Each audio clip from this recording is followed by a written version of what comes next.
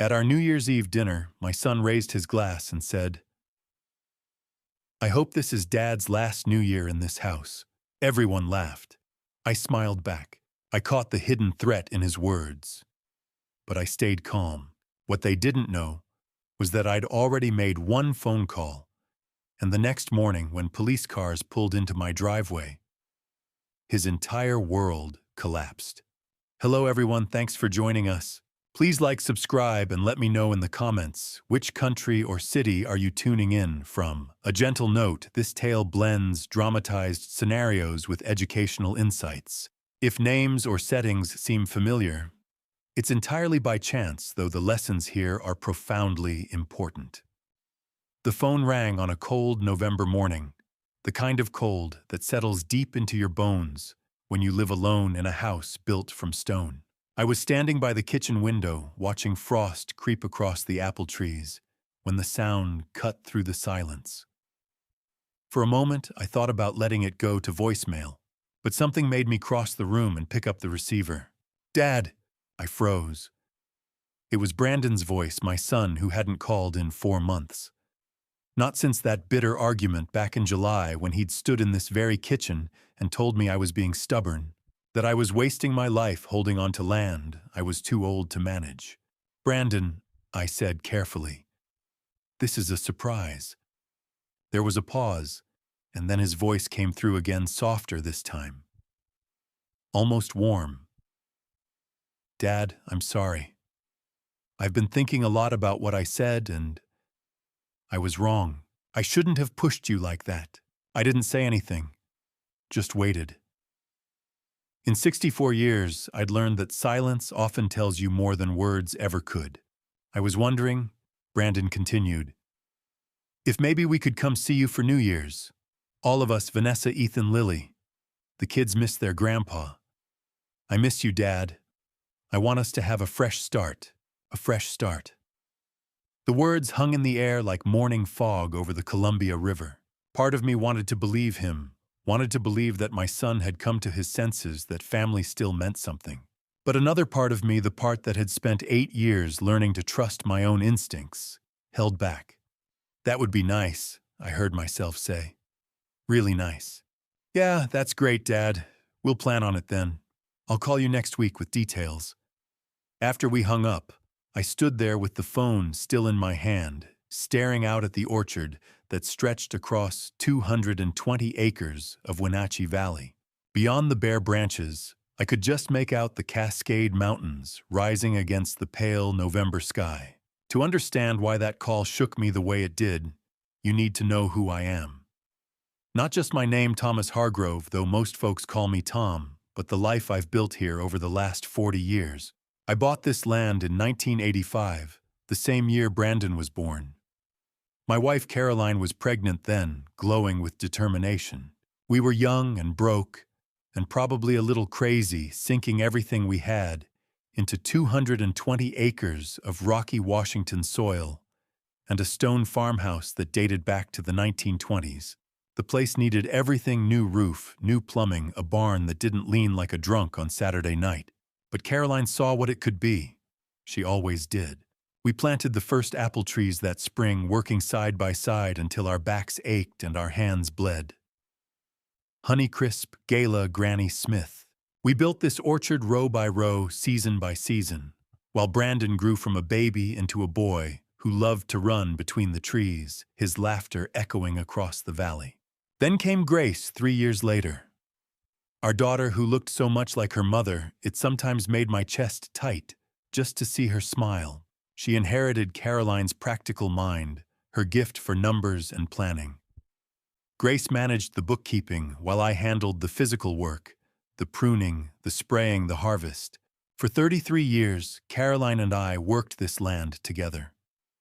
We built a reputation for quality fruit that spoke for itself. This wasn't just a farm. It was our life, our legacy, our proof that two people with nothing but determination and each other could build something that mattered. Then in 2016, Caroline got sick. She fought it for 2 years, fought like hell, actually, with that same fierce determination she'd brought to everything. but some battles you can't win. That November 8 years ago now, I lost her. She was only 53. I was 56. I thought about selling after that. Thought about it every morning when I woke up to an empty bed. But every time I walked the orchard rows, I could feel Caroline there in the trees we'd planted in the soil we'd tended in the stone walls of the house we'd rebuilt together. So I stayed. Grace understood. She visits twice a month, calls every Sunday without fail, helps out during harvest season. She's never once suggested I should sell, never made me feel like I was clinging to the past. She knows this place is more than just land and trees. It's memory made solid. It's love that outlasted loss. Brandon, though. Brandon's visits became different after his mother passed. Less frequent, and when he did come, there was always an edge to it. Questions about estate planning, about what the land was worth, about whether I'd considered options. He'd started a contracting business in Spokane, and from what little he shared, it wasn't going well. His wife Vanessa worked in commercial real estate, always impeccably dressed, always checking her phone. The grandkids, though, Ethan's 9 now and Lily's 6, they still had that wonder in their eyes when they visited. Still wanted to climb the apple trees and chase the barn cats and hear stories about their grandmother. That's what I held on to, which is why that phone call rattled me so much. 4 months of silence broken by an apology and an invitation. A fresh start, he'd said. Part of me wanted desperately to believe it. Part of me remembered every piece of advice Caroline had given me over the years, distilled down to one essential truth she'd said more than once. Trust your children, Tom. But trust yourself first. I set the phone back on the counter and returned to the window. The frost had spread further now, delicate patterns across the glass that would melt by noon. Beyond it, my orchard waited 220 acres of bare branches that would bloom again come spring the way they always had. In my hand, my phone buzzed with a text from Brandon, really looking forward to it. Dad, love you. I stared at those last 2 words for a long time. Then I thought about Caroline's warning and wondered if maybe, just maybe, I should have trusted myself a little more than I wanted to trust my son. I needed air. After hanging up with Brandon, I stood in that kitchen for what felt like an hour, but was probably only a few minutes. The walls felt too close, the silence too loud. So I pulled on my work jacket, the canvas one with Caroline's sewing job on the left elbow, patched so many times the patch had patches, and stepped outside. The cold hit me like a wall. November in Wenatchee Valley doesn't mess around. The frost had spread across everything overnight, turning the grass silver and making each breath come out in white clouds. My boots crunched on the frozen ground as I walked toward the orchard, and that sound brought me back to myself somehow. 220 acres stretched out before me in neat, precise rows. Even bare of leaves, the trees had a certain dignity to them. The honeycrisps closest to the house, their branches reaching up like arms in prayer. Beyond them, the galas, my reliable workhorses. And furthest out, where the land sloped gently toward the east, the Granny Smiths stood like sentries, their trunks thick and gnarled from decades of Washington weather. I walked the first row, slowly letting my hand trail along the rough bark. To the west, the Cascade Mountains rose up sharp and white against the pale morning sky. To the east, through the bare branches, you could catch glimpses of the Columbia River, winding its way through the valley like a silver ribbon. Eastern Washington isn't like the west side. Out here we get maybe 10 inches of precipitation annually. The air is dry, the summer's hot, and the winter's cold in a way that settles into your bones. But that dryness is what makes our apples perfect concentrated sweetness, crisp texture, the kind of fruit that makes people stop chewing and really taste what they're eating. I stopped in the middle of the Honeycrisp section and closed my eyes. If I concentrated, I could almost see it the way it was that first spring in 1985. We were 25 and 22, Caroline and me, and we had no business buying a farm. When we saw the listing 220 acres stone farmhouse needs work, she'd looked at me with those clear gray eyes and said, "This is it, Tom. This is where we start." Needs work turned out to be the understatement of the century. The house had good bones, built in 1924, but nearly everything else was shot. Roof leaked in 6 places. Plumbing was a disaster. The barn listed so far to the left, you could practically use it as a sundial. But Caroline saw potential where I saw problems. She was 7 months pregnant, and there she was, paintbrush in hand, refusing to let me do all the work alone. We scraped and painted every room, ripped out old pipes and installed new ones, patched the roof with tar and prayers, rebuilt the barn from the ground up, and when spring finally came, we planted our first trees. I remember that day so clearly. My hands were torn up from digging in rocky soil blisters on top of blisters. Caroline's back ached, she was due any day, but she was right there beside me, lowering each sapling into its hole with the kind of care most people reserve for newborns. "Mute, these trees are Brandon's future," she'd said, patting soil around a gala sapling. "When he's our age, he'll walk these rows and remember we planted them together." Over the years, we became partners in the truest sense. I handled the physical work, the pruning, the pest control, the irrigation, the harvest. Caroline managed everything else. She kept the books with precision, tracked every expense and sale.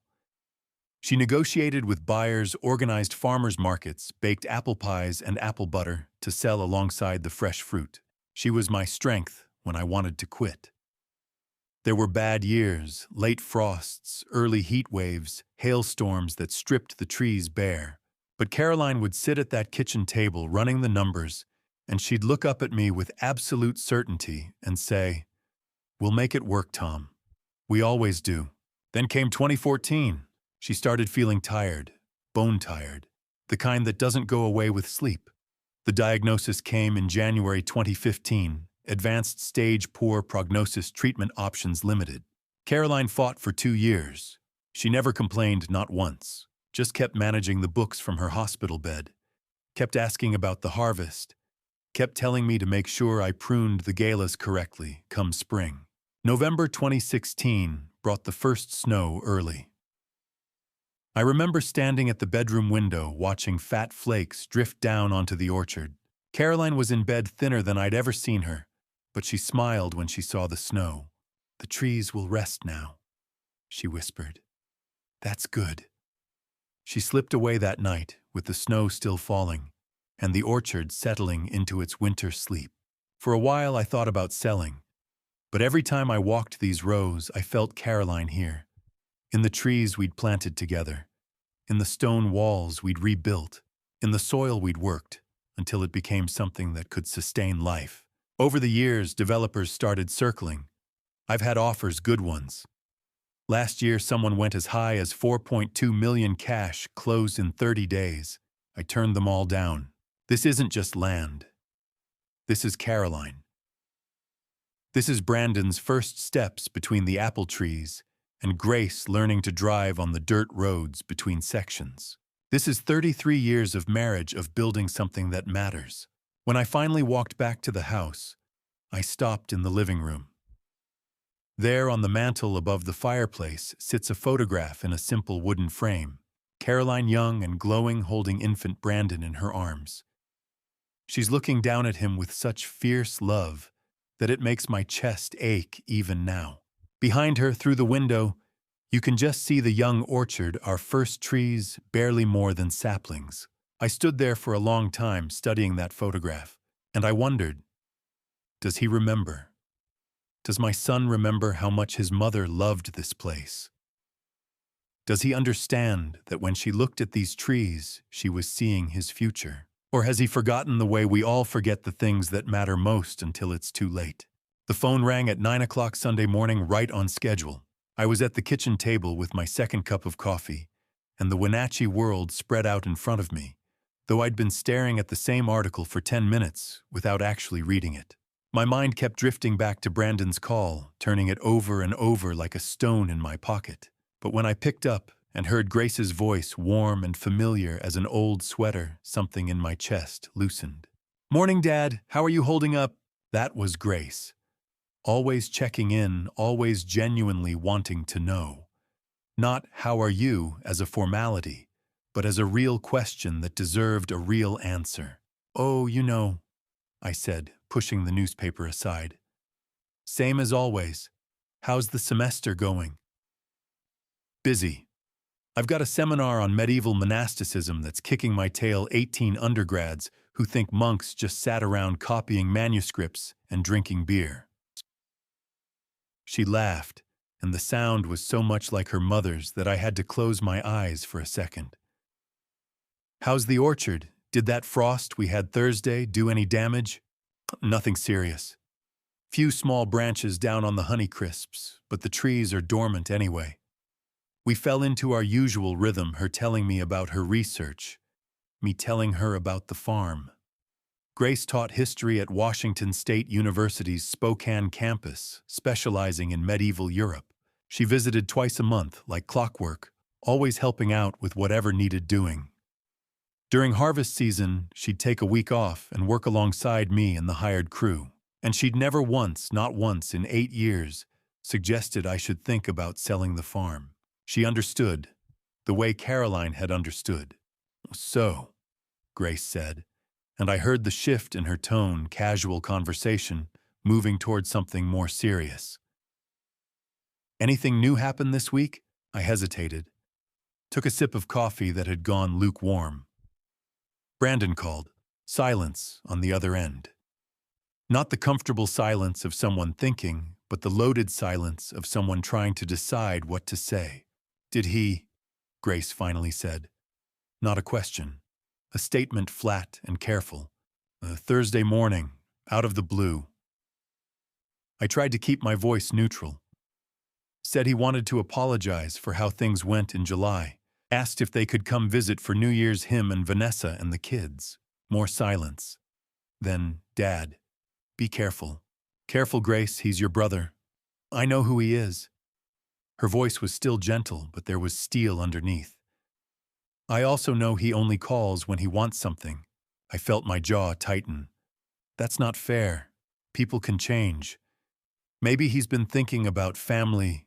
Did he sound sincere? Oh, yes. I said maybe too quickly. He sounded tired, like maybe he's been struggling with the distance between us, like he genuinely wants to make things right. I hope you're right, Dad. I really do. Grace sighed.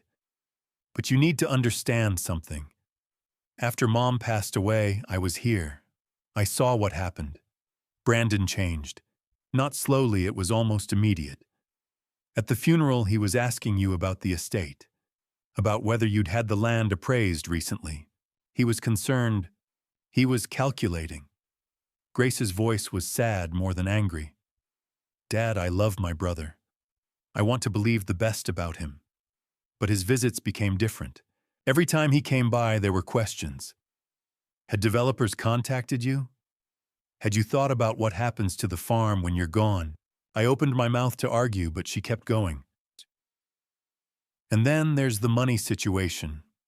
Last Christmas, when I stopped by their place in Spokane with gifts for the kids, there was a notice taped to their front door. Bank letterhead. Vanessa answered the door looking stressed, and the house was tense. Ethan and Lily were quieter than usual. Something's wrong, Dad. Financially wrong. I stared down at my coffee, watching the dark surface go still. Why didn't you tell me this before? What would you have done, offered to help? You know Brandon's too proud for that. But Dad, when someone is desperate for money and their father owns land worth millions, you have to at least consider the possibility that the reconciliation might not be entirely about family healing. He's my son, I said quietly. I have to believe he's capable of change. I know, and I'm not saying don't let them come. I'm just saying, document everything. Keep a record of your conversations. If he starts asking about money or the farm or your estate plans, don't commit to anything without thinking it through. Maybe even talk to a lawyer. A lawyer, Grace. Just promise me you'll be careful. Please. The worry in her voice got to me more than the warnings had. Grace wasn't prone to drama or suspicion. If she was this concerned, maybe I needed to listen. I'll be careful, I said. I promise. Thank you. I don't want to poison this for you. If Brandon really has changed, if he genuinely wants to reconnect, that would be wonderful. But if he hasn't, just protect yourself. That's all I'm asking. After we hung up, I sat at that kitchen table for a long time, coffee growing cold, newspaper forgotten. Two of my children. One warm phone call full of apologies and promises. One Sunday morning, warning full of concern and caution, Brandon's voice. I was wrong, Dad. Can we start over? Grace's voice, be careful. He only calls when he wants something. I wanted to believe Brandon. Wanted to believe that my son remembered what this place meant to his mother. But Grace's words kept echoing. Document everything. Something's wrong. Financially wrong. In the end, I decided I'd have to trust them both in different ways. But just in case Grace was right, I pulled out a notebook from the junk drawer and wrote down the date, the time, and everything Brandon had said on that Thursday morning call. Document everything Grace had said. So that's what I'd do. After I hung up with Grace, I couldn't settle. Her warnings echoed in my head, but so did Brandon's voice, that warmth, that apology. I needed to understand how we'd gotten here, how the distance between us had grown so wide. I found myself in the study, a small room off the living room that Caroline used to call my thinking space. Floor-to-ceiling shelves lined with farm manuals, tax records, and photo albums collected over 40 years. I pulled out the oldest album, forest green leather corners worn soft, and carried it to the desk by the window. Dust puffed up when I opened it. I couldn't remember the last time I'd looked through these. I flipped past the toddler photos to the ones I was really looking for Brandon, between the ages of 6 and 12, when he still loved this place the way I did. There. Brandon at 6, standing next to me in the orchard on a spring morning. He's wearing work gloves 3 sizes too big, and his smile is gap-toothed and enormous.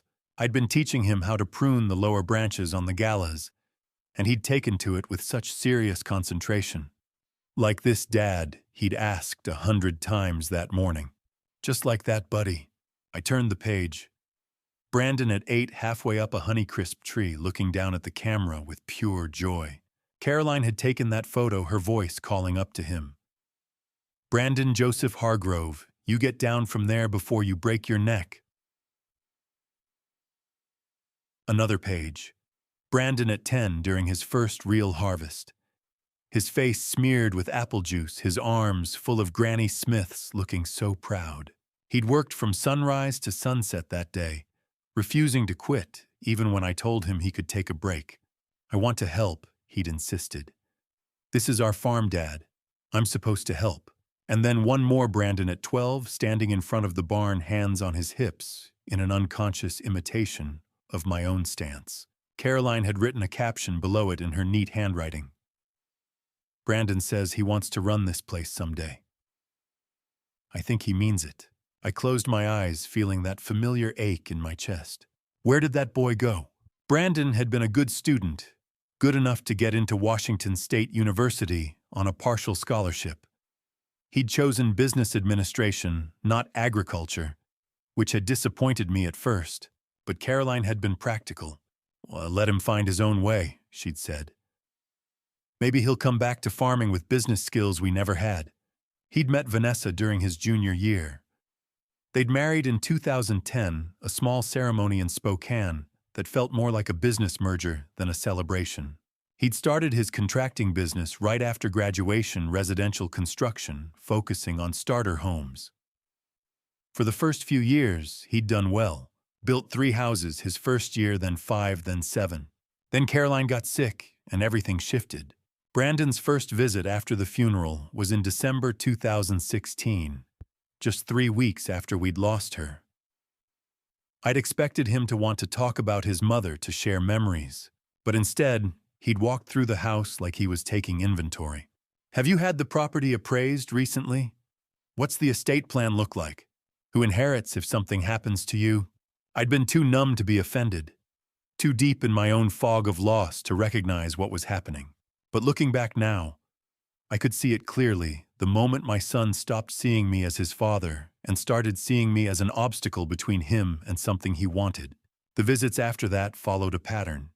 He'd come by every few months, and somewhere in the conversation he'd circle back to the same questions.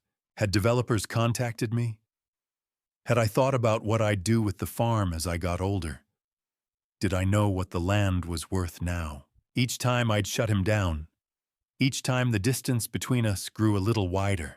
But I hadn't understood the desperation behind those questions until last Christmas. Brandon had driven out, alone. We'd been sitting in the kitchen drinking coffee when his phone rang.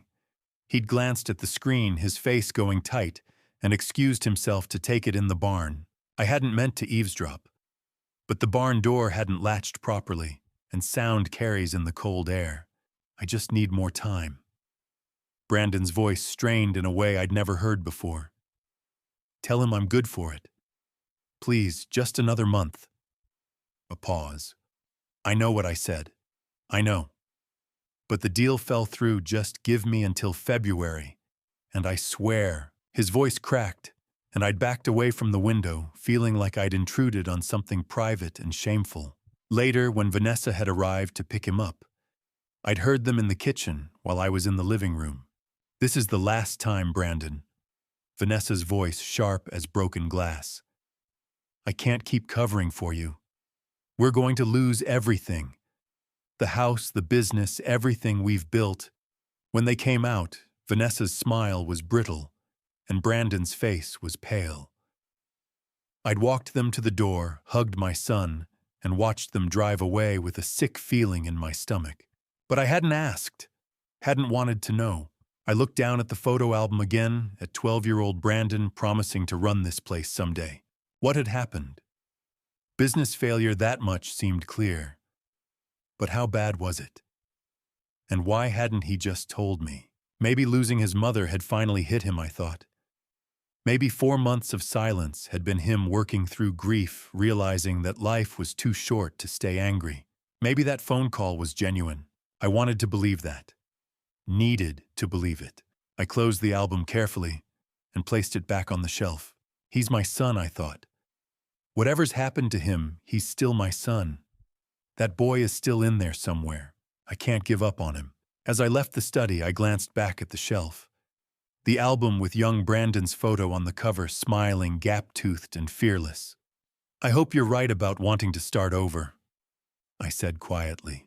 But Grace's warning whispered in the back of my mind. Be careful. Document everything. So I would. I'd give Brandon his chance. I'd let him come for New Year's, let him try to rebuild what we'd broken. But I'd also keep my eyes open. To understand which Brandon was real, the apologetic voice on the phone, or the desperate man Grace had warned me about, I had to go back to July. 4 months before that November call. 4 months before. He'd said, I'm sorry. And can we start over? 4 months to the day we stopped being father and son and became something else entirely. It was a Thursday afternoon, middle of July, the kind of heat that makes eastern Washington feel like the surface of the sun. I was in the barn checking irrigation equipment when I heard a truck coming up the drive. When I stepped outside and saw Brandon's silver Ford, my first thought was, maybe he's come to make things right. He climbed out of the truck alone. No Vanessa, no kids. Just Brandon in khakis and a polo shirt, looking every inch the successful contractor, though something in his face seemed strained. Hey, Dad. He managed a smile that didn't quite reach his eyes. Hope it's okay I didn't call first. Was passing through on business, thought I'd stop by. I made dinner steaks from the butcher and Wenatchee corn on the cob tomatoes from the garden. We ate on the back porch, watching the sun sink toward the Cascades. For a while, things felt almost normal. Brandon asked about the harvest projections. I told him the Honeycrisps were looking good, but the galas had taken a hit from a late frost. How are the kids? I asked. Ethan's 9 now? Just turned 9. Playing baseball this summer. Pretty good at it, too. And Lily. Starting kindergarten in the fall. Can't believe how fast they're growing. Something softened in his face when he talked about his kids, and for a moment I saw the Brandon I remembered. You should have brought them, I said. They love it here in summer. His face closed off again, that brief warmth vanishing. Vanessa's busy with work. It's complicated. We finished eating as the sky turned orange and pink. Brandon helped me clear the dishes, and I made coffee. When we settled back on the porch, I waited, because I could feel it, whatever he'd really come to say, he was working up to it. Finally, he said it. "Dad, have you had the land appraised lately?"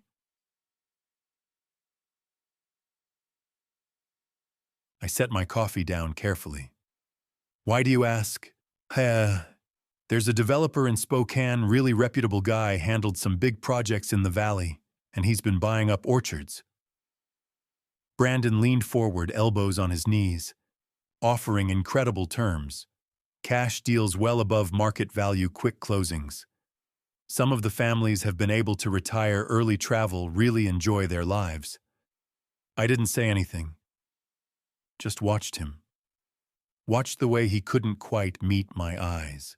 "You've worked this land for 40 years, Dad. 40 years of waking up before dawn, of breaking your back, of worrying about weather and pests and prices." His voice took on a coaxing quality. "Don't you think you've earned the right to rest?" Something cold settled in my chest. "Your mother and I talked about a lot of things," I said quietly. "But the places we wanted to see, they were right here. This orchard, these trees, this life we built together." Brandon's jaw tightened. "I'm just saying you have options. You're 64. That's not old, but it's not young either. What if something happens? What if you fall off a ladder, or I'll decide when I'm ready to stop working my own land." I cut in, hearing steel creep into my voice. "Not before. Grace can't run this place." His tone sharpened. "She's a professor, Dad. She doesn't know the first thing about farming, and I've got my own business, my own family to support in Spokane. So what's the plan? You work yourself into the ground until—" He caught himself, but we both heard what he'd been about to say. "Until you're gone. Until I decide," I said, each word deliberate. "My land. My choice." The silence that fell between us was nothing like the comfortable quiet we'd shared while eating dinner. This was heavy, charged with things neither of us was saying. Brandon's hands were clenched around his coffee mug, his knuckles white. Finally, he took a breath and changed the subject. "How's the irrigation system holding up?" But the warmth was gone. We were strangers making small talk, and we both knew it. At 9 o'clock, Brandon stood up. "I'm pretty beat, Dad. Long drive. Think I'll turn in early." He went to the guest room, closed the door, and I sat alone on that porch until full dark, wondering what the hell had just happened to my family. I woke the next morning to the sound of an engine starting. I threw back the covers, pulled on yesterday's jeans, and ran outside in my undershirt and bare feet. Brandon's truck was already loaded, engine running, him behind the wheel. "Brandon." He rolled down the window. "Morning, Dad. Sorry, I've got a work emergency. Need to get back to Spokane." "A work emergency? At 6 in the morning, on a Friday?" "Stay for breakfast, at least," I said. But even as I said it, I knew it was pointless. "Can't. Really sorry. Thanks for dinner." He put the truck in gear. "Brandon, I'll call you soon." But we both knew he wouldn't. I stood there in the driveway and watched him drive away. Watched his truck disappear down the dirt road that cuts through the orchard. Watched the dust cloud rise and spread and eventually settle. I waited to see if he'd look back. If he'd lift a hand in a final wave, if he'd tap his brake lights, anything to acknowledge that this mattered, that I mattered. He didn't look back. I stood there long after the dust had settled and the sound of his engine had faded. Stood there in my bare feet on the gravel, feeling the morning chill, despite the fact that it would be 90 degrees by noon. Something had broken between us during that conversation on the porch. Something I didn't know how to fix. All I knew was that my son had driven away without looking back, and I had no idea when or if I'd see him again. I didn't know, standing there in that July dawn, that it would be 4 months before I heard his voice again. 4 months of silence. 4 months before that phone call in November, when he'd say all the right words, "I'm sorry, I was wrong. Can we start over," in a voice so warm and sincere that I'd almost believed him. Almost. August came and went in silence. I called Brandon on the 15th, left a message saying I hoped we could talk, that I didn't want our argument to define us. No callback. No text. Nothing. September arrived with cooler air and the first hints of autumn in the Cascades. I called again, asking if he and the family were okay. Again, straight to voicemail. Again, silence. Grace noticed. She drove out on a Saturday afternoon in late September, found me in the garden letting weeds take over the tomatoes, something Caroline would never have tolerated. "Dad," she said, hands in her jacket pockets. "When's the last time you heard from Brandon?" "July." She was quiet for a moment. "Then he's punishing you, you know, for saying no." But I couldn't shake the feeling that a better father would have found the right words, the right compromise. The first incident happened on a Thursday in early November. I was bringing in firewood from the shed, an armload of split oak. My boot came down on the third board from the door. The board gave way. I stumbled, dropped the wood, grabbed the porch railing to keep from going down. My heart hammered as I stood there 1 foot half through the gap where the board had lifted. I examined the damage. The board looked fine. No rot, no visible cracks. But when I checked underneath, all 4 screws that should have been holding it were gone. Not loose. Not stripped. Gone. "That's odd," I said aloud. "Must have forgotten to tighten them last time I did repairs." I found screws in my toolbox and secured the board properly. I didn't think about it again. 4 days later, I took a morning shower. The water came out fine at first. Normal temperature, good pressure. I'd just gotten my hair wet when the temperature spiked. It went from comfortable to scalding in a heartbeat. I jerked back with a shout, slipped on the wet tile, caught myself on the shower curtain rod. My shoulder, where the water had hit, burned like I'd been branded. After drying off, I went down to the basement to check the water heater. The thermostat dial was turned all the way to the right. Maximum. 160 degrees Fahrenheit. I always kept it at 120. Always. I stared at that dial for a full minute. Could I have bumped it somehow? I turned it back to 120, applied burn cream to my shoulder, and tried to convince myself that I wasn't losing my mind. 3 days after that, I needed rope from the barn loft. I climbed the wooden ladder slowly and pulled myself up into the dim space. I spotted the rope in the far corner and walked across the loft boards to get it. My boot came down on the 3rd plank from the ladder. It shifted, like a trap door that wasn't supposed to open yet. I froze, every muscle locking. Very slowly, I shifted my weight backward onto the previous plank and knelt down to examine the board. The nails were lifted. All 4 framing nails pulled up about a 1/4 inch. When I looked at the wood around them, I could see fresh tool marks where something had been wedged underneath to lever them up. Then I looked down through the gap beside it. 12 feet. Straight drop to the concrete floor of the barn. I backed away on my hands and knees, not trusting any of the boards now, until I was safely on the ladder. My heart was trying to punch its way out of my chest. Someone had pried those nails up. Recently. Someone had been in my barn. I walked back to the house in a daze and called Grace. I told her everything. All 3 incidents laid out one after another. Her response was immediate. "Dad, call the police, right now." "What if I'm imagining things?" "Dad." Her voice was gentle but firm. 3 accidents in a week. That's not paranoia. Someone is doing this. We talked for another 10 minutes, Grace trying to convince me resisting. In the end, I told her I'd think about it. She made me promise to at least change the locks. I drove into Wenatchee and bought new locks at the hardware store. Spent the rest of the afternoon installing them. Climbed back up to the barn loft and hammered those nails down properly. By the time I was done, the sun was setting, and I felt slightly ridiculous. The next morning, my phone rang. Brandon's name on the screen. For a second, I just stared at it.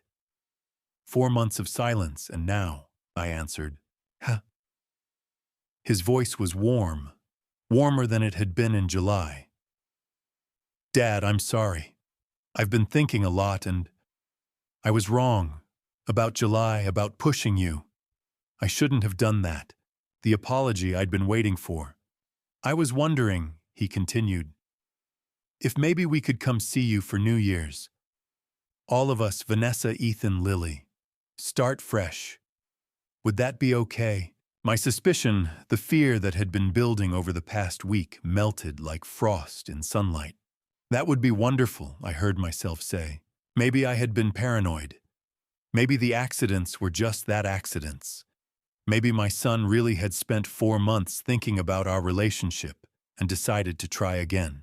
After we hung up, I stood there with the phone in my hand, feeling something like hope for the first time in months. Grace's warning whispered in my memory, he only calls when he wants something. But I pushed it aside. My son was coming home for New Year's. We were going to start fresh. Everything was going to be fine. 2 weeks passed in relative peace. Brandon called once more mid-December to confirm the New Year's plans. His voice was cheerful, asking what the kids should bring, whether Ethan needed snow boots for playing in the orchard. When I hung up, I felt something I hadn't felt in months, like maybe I still had a family. On December 18th, I drove into Wenatchee to pick up my monthly prescription refill. I'd been taking lisinopril for blood pressure since 2018, 20 milligrams once a day every morning with breakfast. Paul Richmond, the pharmacist at Wenatchee Family Pharmacy for 30 years, always had it ready for me on the 18th. "Some morning, Tom?" Paul handed me the white paper bag across the counter. "How's the orchard?" "Quiet this time of year. Brandon's coming for New Year's with his family." Paul's eyebrows rose. He knew about the estrangement. "That's good. Family's important." I paid, took the bag, drove home. That evening I took my pill with dinner. I was standing at the kitchen sink, glass of water and one-hand pill bottle in the other, when I first noticed. I'd shaken a pill into my palm and was about to toss it back when something made me pause. The shape was right oval, scored down the middle. But the color was off. Instead of the pale pink I'd been taking for years, this pill was chalky white. Must be a generic brand change, I thought. Pharmacies did that sometimes. I swallowed it and thought nothing more about it. The next morning I woke up lightheaded. Not enough to worry about, I'd worked too long in the cold. Low blood sugar, probably. I made myself eat oatmeal and felt a little better. By afternoon, though, the nausea had started. A queasy rolling in my stomach that made me skip lunch. December 20th, I woke to the room spinning. I sat up too fast, and the ceiling tilted like I was on a boat. I gripped the edge of the mattress until things steadied, then made my way downstairs, carefully, one hand on the wall. The nausea was worse. I couldn't face food. Just coffee sipped slowly while sitting very still. Around noon, climbing the stairs to check a leaking faucet left me breathless and sweating. My heart was pounding, racing like I'd just run a mile. "Must be the flu," I said aloud. "Just need rest." But I hadn't had a fever. This didn't feel like flu. This felt wrong. On the morning of December 21st, I nearly passed out in the barn. I'd gone out to check on the tractor. I was standing beside it, hand on the hood, when the dizziness hit like a wave. The barn lurched sideways. My vision went gray at the edges, narrowing to a tunnel. I grabbed for the nearest support beam, and missed, went down on one knee on the concrete floor. My heart was doing something it had never done before, skipping beats, then racing to catch up, then skipping again. Irregular, frantic. I stayed there on my knees for what felt like 10 minutes, head down, breathing slow and deep, waiting for the world to stop tilting. When I finally felt steady enough to stand, I walked very carefully back to the house and sat heavily at the kitchen table. This wasn't flu. Something was wrong. I went upstairs to the bathroom and opened the medicine cabinet. There in the back was my old lisinopril bottle from October. I'd meant to throw it away, but never had. I carried both bottles downstairs and set them side by side on the kitchen table in the bright afternoon light. From the old bottle, I shook out one of the 3 remaining pills. pale pink, smooth coating, clear imprint lisinopril 20. From the new bottle, I shook out another pill, chalky white, rough, almost powdery coating. The imprint was there, but smudged. I held them both up to the window light. They weren't even close to the same. My chest went tight, pure cold fear. I picked up my phone and called the pharmacy. 20 minutes later, I was standing in the pharmacy, both pill bottles on the counter. Paul had closed the door to the consultation room. He took one of the white pills and examined it under his desk lamp. Then he did something that made my stomach drop. He scraped lightly at the coating with his thumbnail. A fine white powder came away. This is chalk-based," he said quietly. "Lisinopril uses a polymer coating. It shouldn't powder like this." He picked up a magnifying glass, held it over the white pill.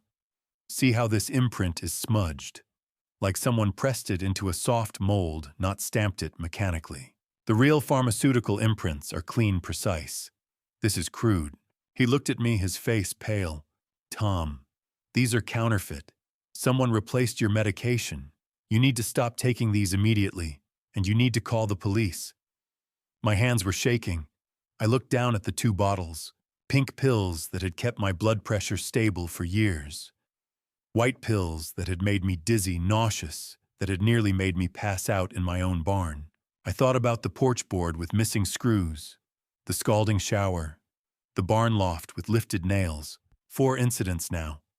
4 times someone had created a situation that could have hurt me. But this was different. This was about making me take something into my body. "I'll seal this bottle," Paul said, already getting an evidence bag. "You can't take any more of these. I'm contacting the state pharmacy board today. But Tom, listen to me. You need to file a police report. This isn't a mistake. Someone did this deliberately." I nodded, not trusting my voice. I took the sealed bag, left the pharmacy, and sat in my truck in the parking lot for a long time. Someone had tampered with my medication. Someone had put pills in a bottle with my name on it. I pulled out my phone. I thought about Brandon's warm voice 2 weeks ago. "I'm sorry, Dad. Can we start over?" I thought about how my suspicions had melted when I'd heard that apology. I'd been wrong. Someone was trying to hurt me, and I couldn't keep pretending otherwise. I sat in my kitchen for 20 minutes after leaving the pharmacy, staring at the sealed evidence bag. The white pills inside looked harmless through the plastic. Innocent.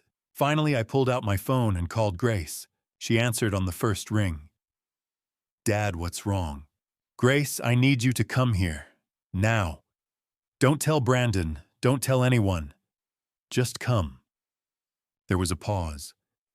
Then, "I'm grabbing my keys." "What happened?"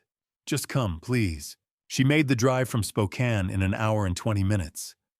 I heard her car pull up just before noon and met her at the door. One look at my face and she pulled me into a hug. "Dad, you're scaring me. What's going on?" I'd laid everything out on the kitchen table like evidence at a crime scene. The sealed bag with the counterfeit pills. My old prescription bottle with the real lisinopril for comparison. Printed photos I'd taken close-ups of the porch board with missing screws, the barn loft plank with lifted nails, the water heater thermostat cranked to maximum, and the notebook where I'd documented dates and incidents. Grace set her purse down slowly and approached the table. She picked up each piece, examined it, set it down carefully. Her face went from concerned to focused to something harder, colder. "When did Brandon visit last?" she asked. "Oh, July, right after our argument. He came alone. So he had access to the house, the barn, your medication cabinet. I suppose, but Grace..." "Dad." She looked at me then, and I saw Caroline in her eyes, that same fierce protectiveness. "This isn't random. Look at the pattern. 4 incidents all within 2 months. All things that could hurt you, but that might look like accidents." She picked up the sealed bag with the pills. "Except this. This is different. You can explain away a loose board, a bumped thermostat. But switching out medication, that's not an accident. That's planned. That's calculated." She turned to face me fully. Dad, Brandon is trying to hurt you. The words hung in the air between us. I'd been thinking it, but hearing Grace say it out loud made it real in a way it hadn't been before. My son, I said, and my voice broke on the word is trying to hurt me. I didn't realize I was crying until Grace's arms were around me again. How did we get here? The words came out muffled against her shoulder. How did that boy who used to climb apple trees turn into someone who would... I couldn't finish. I don't know, Dad. Grace's voice was tight. I don't know, but we're going to stop him. I pulled back, wiped my eyes. What if I'm wrong? What if it's not him? Who else had access to everything? Who else knows your routines, your medication schedule, the layout of your property? Who else benefits if something happens to you? I knew she was right. But we need help, Grace said, pulling out her phone. Professional help. We need the state police, their elder abuse unit. She was already scrolling through her contacts, then dialing. Washington State Police, how may I direct your call? Elder Abuse Unit, please. A series of clicks. Then Elder Abuse Division. This is Detective Bennett. Grace took a breath. Detective Bennett, my name is Grace Hargrove. My father is 64 years old, lives alone on a farm in Wenatchee Valley. We have evidence of multiple incidents of tampering with his property and medication. We believe a family member is involved. There was a pause. Is your father in immediate danger? We don't think so. Not right this moment. But the incidents have been escalating. Can you come to the station? We're in Wenatchee. Is there any way you could come here? I think seeing the property, the evidence in context would help. Another pause. I'm working Christmas Day anyway. I can be there the morning of the 25th. Will that work? Grace looked at me. I nodded. Yes. Thank you. Grace gave her my address, answered a few more questions, then ended the call. Okay. Detective Bennett will be here Christmas morning to start the investigation. She'll do it quietly, won't file an official report yet. We don't want to tip off Brandon that we know. Grace, what are we doing? Then we catch him. Her voice was firm. Dad, you still invited Brandon for New Year's, right? Yes, but we don't cancel. Act completely normal. He calls you friendly. You give him no reason to think anything has changed. Detective Bennett will install surveillance cameras, probably monitoring equipment. We'll have professionals watching. And Dad, she reached across the table, took my hand. You won't be alone. I'm staying. You're supposed to visit the Richardsons for Christmas. I'll call them. They'll understand. You're more important than any plan. She started making calls. When she was done, she looked exhausted. I'll take the guest room, she said. I need to grab my bag from the car. Did you eat lunch? I shook my head. I'll make something. After she went outside, I sat alone at the table with all the evidence spread in front of me. I picked up my phone, opened my messages. Scrolled back to November to the last text Brandon had sent. Can't wait to see you, Dad. And then a small red heart. Brandon hadn't sent one in years. Not since Caroline passed away. But that November text had one. I'd thought it meant he was trying to rebuild what we'd lost. Now I understood. That warmth, the apology, the invitation, the heart, it was all part of it. A weapon disguised as affection. Grace came back in with her overnight bag. Gracie, I said quietly. How do you protect yourself from your own child? She set the bag down and came to sit beside me. By remembering that the person trying to hurt you isn't the child you raised. He's someone else now. Someone we need to stop. I nodded, not trusting my voice. Detective Bennett will be here Christmas morning. We'll make a plan. We'll gather evidence. And we'll make sure he can't hurt you again. I looked at my daughter and felt something like hope cut through the fear. Thank you, I said, for coming, for believing me, for everything. She hugged me again. Always, Dad, always. Christmas morning came cold and clear, the kind of winter day that makes eastern Washington look like a postcard blue sky, white peaks, frost glittering on everything. Grace and I were drinking coffee at the kitchen table when we heard the car pull up at 10 o'clock exactly. Not a patrol car, but an unmarked sedan, dark gray. The woman who got out was in her early 40s, with short, dark hair and sharp eyes that took in the property in a single sweep. She wore jeans boots and a dark jacket with a badge clipped to her belt. Grace opened the door before she could knock. "Detective Bennett?" "That's right." She held out a hand. "You must be Grace. And Mr. Hargrove, thank you for letting me come on Christmas." "I appreciate you coming at all," I said. "Can I get you some coffee?" "That would be great, thanks."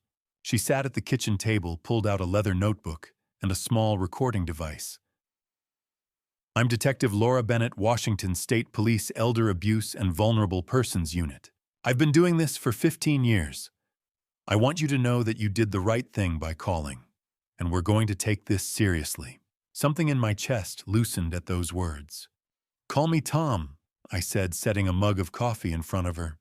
"Saluman then. I need you to walk me through everything. Is it okay if I record this?"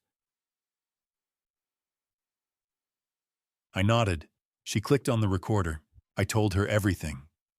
Started with Brandon as a boy. Moved to Caroline's passing and how Brandon's visits had changed. The July argument. The 4 months of silence. The November phone call. And finally the incidents, the porch board, the scalding shower, the barn loft, the pills. Bennett took notes steadily, occasionally stopping me to ask clarifying questions. When I finished, she clicked off the recorder. "Thank you. I know that wasn't easy." She examined each piece of evidence with methodical attention. The pills were first. She held the sealed bag to the light-made notes. "I'm sending these to the state toxicology lab today. We should have results within 48 hours. She pulled out an evidence label. "Until we know what's in these, you don't take any medication without having it verified." "Understand?" I nodded. Bennett stood up. "Show me the barn." We walked out into the cold morning. In the barn loft, she knelt beside the repaired board and examined the one next to it, the one with the nail holes still visible. She pulled out her phone, took close-up photographs measured with a small tape measure. These nails were extracted approximately 3/4 of an inch. The board would have supported minimal weight before catastrophic failure. She looked at me. "The fall height from here to the barn floor is 12 feet 3 inches. Concrete surface. Survival rate for a 64-year-old male from that height onto concrete less than 30%. My stomach turned over.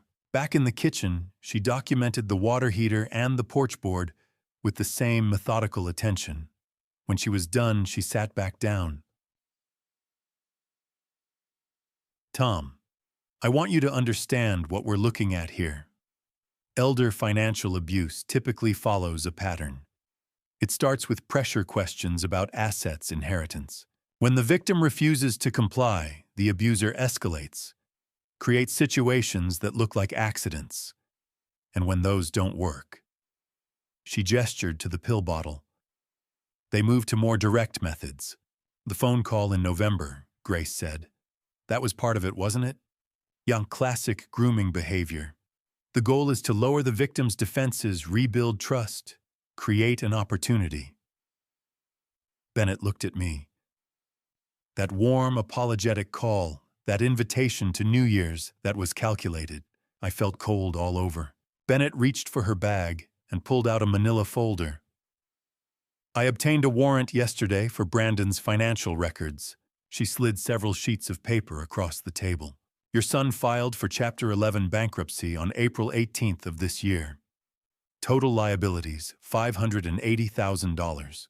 Of that amount, $280,000 is owed to Riverside Casino in Spokane, an illegal underground gambling operation with documented ties to organized crime." Grace made a small sound. "He's in debt to criminals." "He is. Additionally, there are 2 liens on his house." Foreclosure proceedings began in September. His contracting business has collapsed multiple lawsuits from clients for incomplete work breach of contract. The papers blurred. Brandon is facing financial ruin, Bennett continued, and potentially physical danger from the people he owes money to. Your property worth between $3.5 and $4.2 million represents his only way out. I thought about Brandon's voice on the phone. I was wrong, Dad. Can we start over? I thought about that little red heart at the end of his text message. He was going to let me disappear, I said. Make it look like an accident. Then he'd inherit, pay off his debts, and no one would ever know. Bennett didn't deny it. What do we do? I asked. How do we stop him? Bennett closed the folder. We let him come for New Year's. You act completely normal, friendly, welcoming. I'll install hidden cameras in the barn and inside the house. When he makes his move, we'll have video evidence. And Tom, you won't be alone. I'll have officers positioned nearby. We'll be monitoring everything. Can you do that? Can you act natural around him, knowing what you know? I thought about Carolyn, about this land we'd built together, about Grace sitting beside me. I can do it, I said, for as long as it takes. Bennett stood up, began packing her evidence bags. I'll be back tomorrow to install the surveillance equipment. The lab will have the pill analysis by the 27th. By New Year's Eve, we'll be ready. She paused at the door. Tom, I know this is hard. I know he's your son.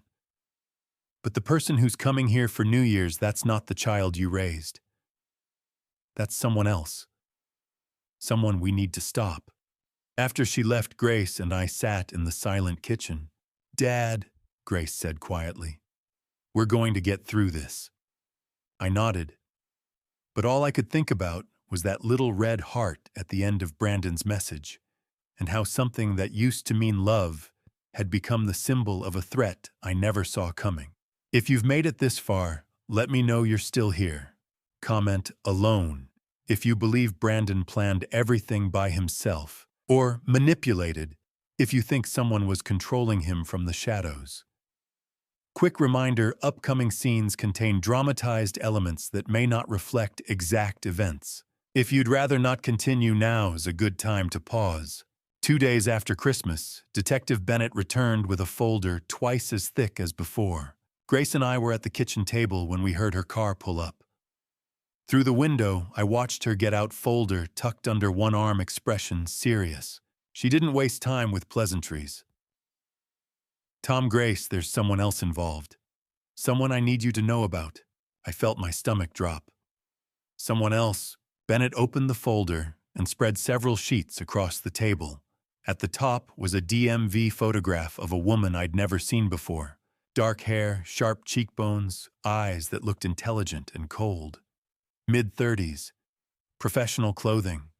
This is Diane Crane, Bennett said. 35 years old, resident of Phoenix, Arizona.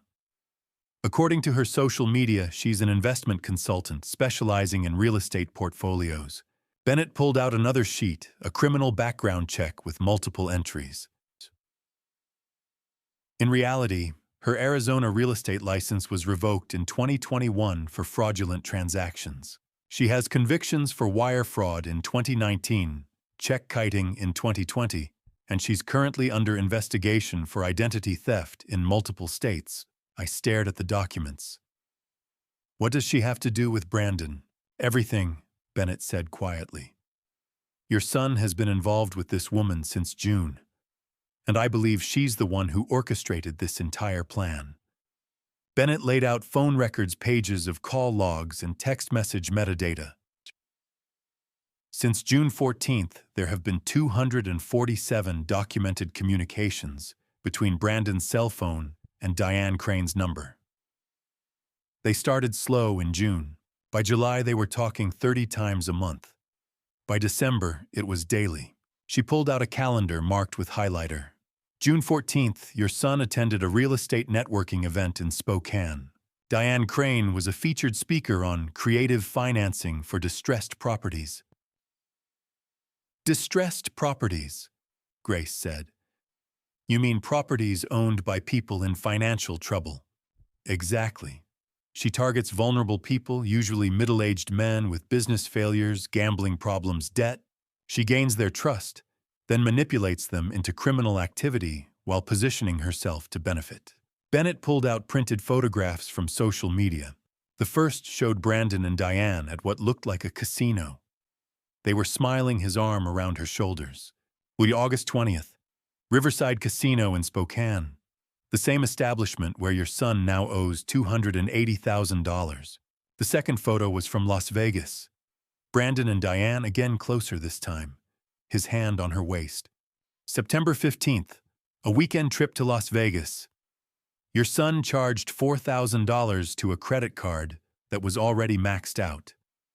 I couldn't look away from the photos. He was having an affair. Yes, and I believe Diane Crane encouraged his gambling, got him deeper in debt, made him more desperate, more dependent on her for a solution. Grace's voice was tight. Does Vanessa know? Bennett shook her head. I spoke with her on the 25th. She has no idea about the affair. She believes Brandon has been working extra hours trying to save the business.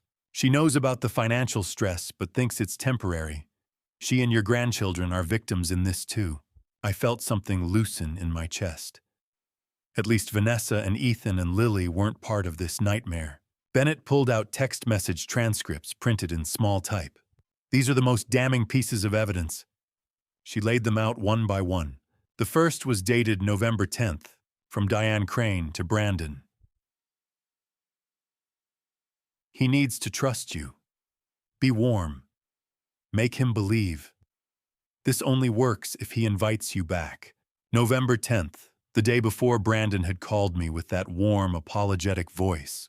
She coached him, Grace said, her voice shaking. That whole call, the apology, the invitation, she told him what to say. The second text was dated December 20th, from Brandon to Diane. He took the pills. Should affect him soon. My hands trembled. That was the day after I'd picked up the prescription.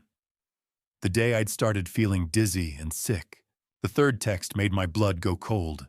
December 22nd, from Diane Crane to Brandon. If he's still alive by New Year's, we'll use Plan B. No more delays. The Plan B, I said. What's Plan B? We don't know yet, Bennett admitted. But it suggests they had backup plans if the medication didn't work fast enough. She pulled out more text transcripts, dozens of them spanning June through December. A chronicle of conspiracy. June, Diane coaching Brandon on pressuring me about selling. Don't push too hard at first. Plant seeds. July, planning the visit. Go alone. No witnesses. Get access to his house, his routine. Find weaknesses. November, instructions for the warm call. Apologize without explaining. Promise a fresh start. He'll want to believe you. December, the final phase.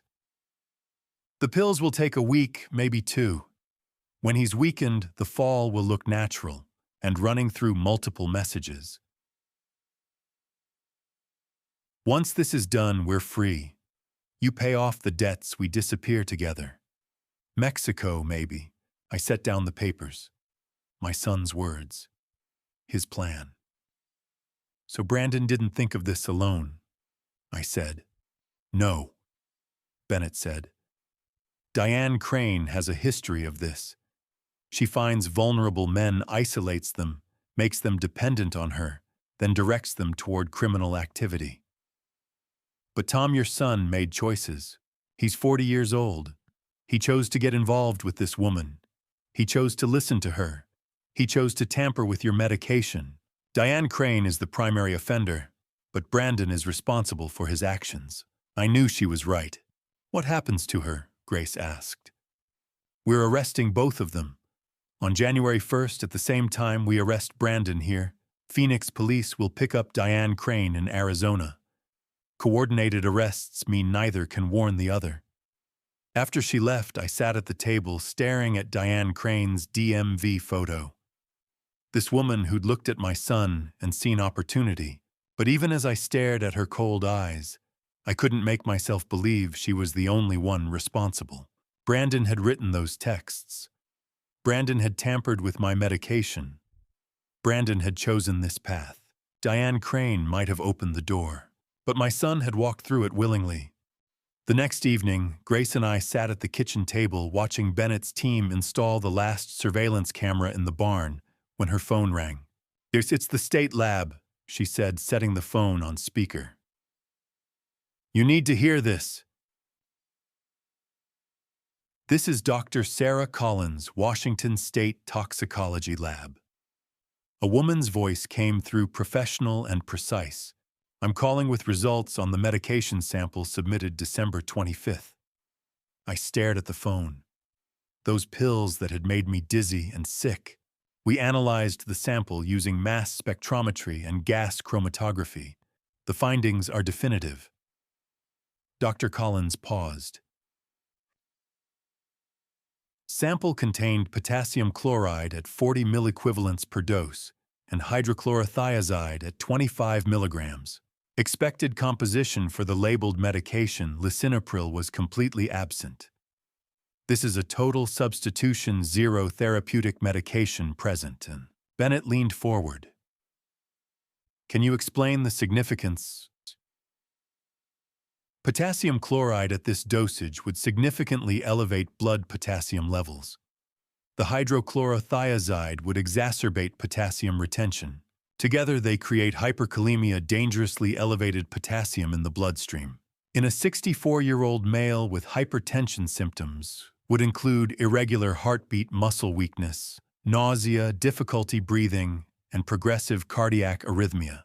If ingestion continued for 7 to 10 days, the likely outcome would be cardiac arrest, most probably during sleep. My hands were shaking. 7 to 10 days. I'd taken those pills for 3 days. Would the cause be apparent in an autopsy? Bennett asked. That depends on timing. Hyperkalemia is difficult to detect post-mortem because potassium levels change rapidly after death. A standard examination would likely conclude cardiac arrest in an elderly patient with hypertension, essentially natural causes, unless someone specifically suspected poisoning and requested advanced toxicological screening. The substitution would go undetected. Thank you, doctor. Can you have the written report to me by tomorrow morning? It'll be in your inbox by 8 a.m. Detective Bennett. Dr. Collins paused. I've been doing this for 12 years. This is sophisticated. Whoever made these pills knew exactly what they were doing. Oh! After Bennett ended the call, silence filled the kitchen. Grace's face had gone pale. Dad, if you'd kept taking them. She didn't finish. Didn't need to. Bennett opened her notebook. Let me walk you through what we believe was his plan. You take your blood pressure medication every morning at breakfast. 7 o'clock like clockwork. Brandon knew that. The substituted pills were designed to work slowly. Not immediately poisonous that would raise suspicion, but cumulative, progressive. She continued, her voice gentle but relentless. After 1 week, you'd be increasingly weak, dizzy. Your heart would be skipping beats. You'd probably attribute it to age or stress. After 2 weeks, your potassium levels would be critically high. Your heart would fail, most likely at night in your sleep. You'd simply not wake up one morning. Grace made a small sound. Tom would be found in his bed. 64-year-old farmer, apparent heart attack. The coroner would perform a standard examination. No signs of trauma. Conclusion, natural causes. No autopsy unless someone specifically requested one. And if Brandon did, Bennett met my eyes. He'd do it publicly, playing the grieving son. But he'd know it wouldn't find anything suspicious. He planned every detail, Grace said. He and Diane Crane did, yes. The texts show they discussed the timeline. They expected results within 2 weeks, right around New Year's. The visit was cover, the loving son spending holidays with his elderly father, And if something tragic happened during that visit, he'd be right there. The first to find you. The first to call 911. I thought about Brandon's warm voice on the phone. I'm sorry, Dad. Can we start over? All of it calculated to get me to trust him long enough to finish what he'd started. Bennett pulled out a different folder. Here's what happens next. December 30th evening. Brandon arrives with his family. You act completely normal, friendly, welcoming. No indication anything has changed. She spread out photos of surveillance equipment. 2 cameras in the barn, 1 in the kitchen, hidden in the smoke detector, 1 in your bedroom. Audio recording throughout. We'll be monitoring from a van a quarter-mile down the road, close enough to reach you in under 30 seconds if needed. What if he tries something the first night? I asked. Then we arrest him that night. But based on the texts with Diane, we believe he'll wait until New Year's Eve or New Year's Day. They discussed having a backup plan if you were still here by New Year's. My chest felt tight. What about Ethan and Lily? Tom. Bennett's voice was firm. Brandon's entire plan relies on this appearing natural, accidental. That's why he chose pills that would mimic a heart attack. That's why he's bringing his family. Harming his children would destroy that cover completely. They're not in danger from him. They're part of his alibi.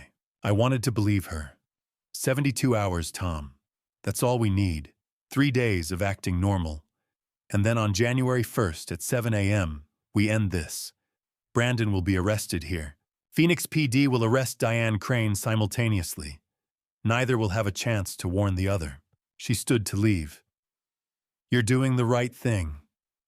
I know it doesn't feel like it, but you're protecting yourself, your property, and potentially saving other people from becoming Diane Crane's next targets.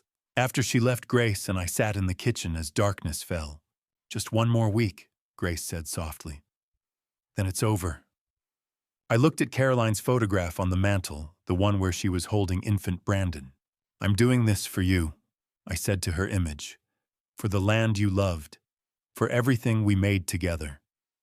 Grace squeezed my hand. She'd be proud of you, Dad.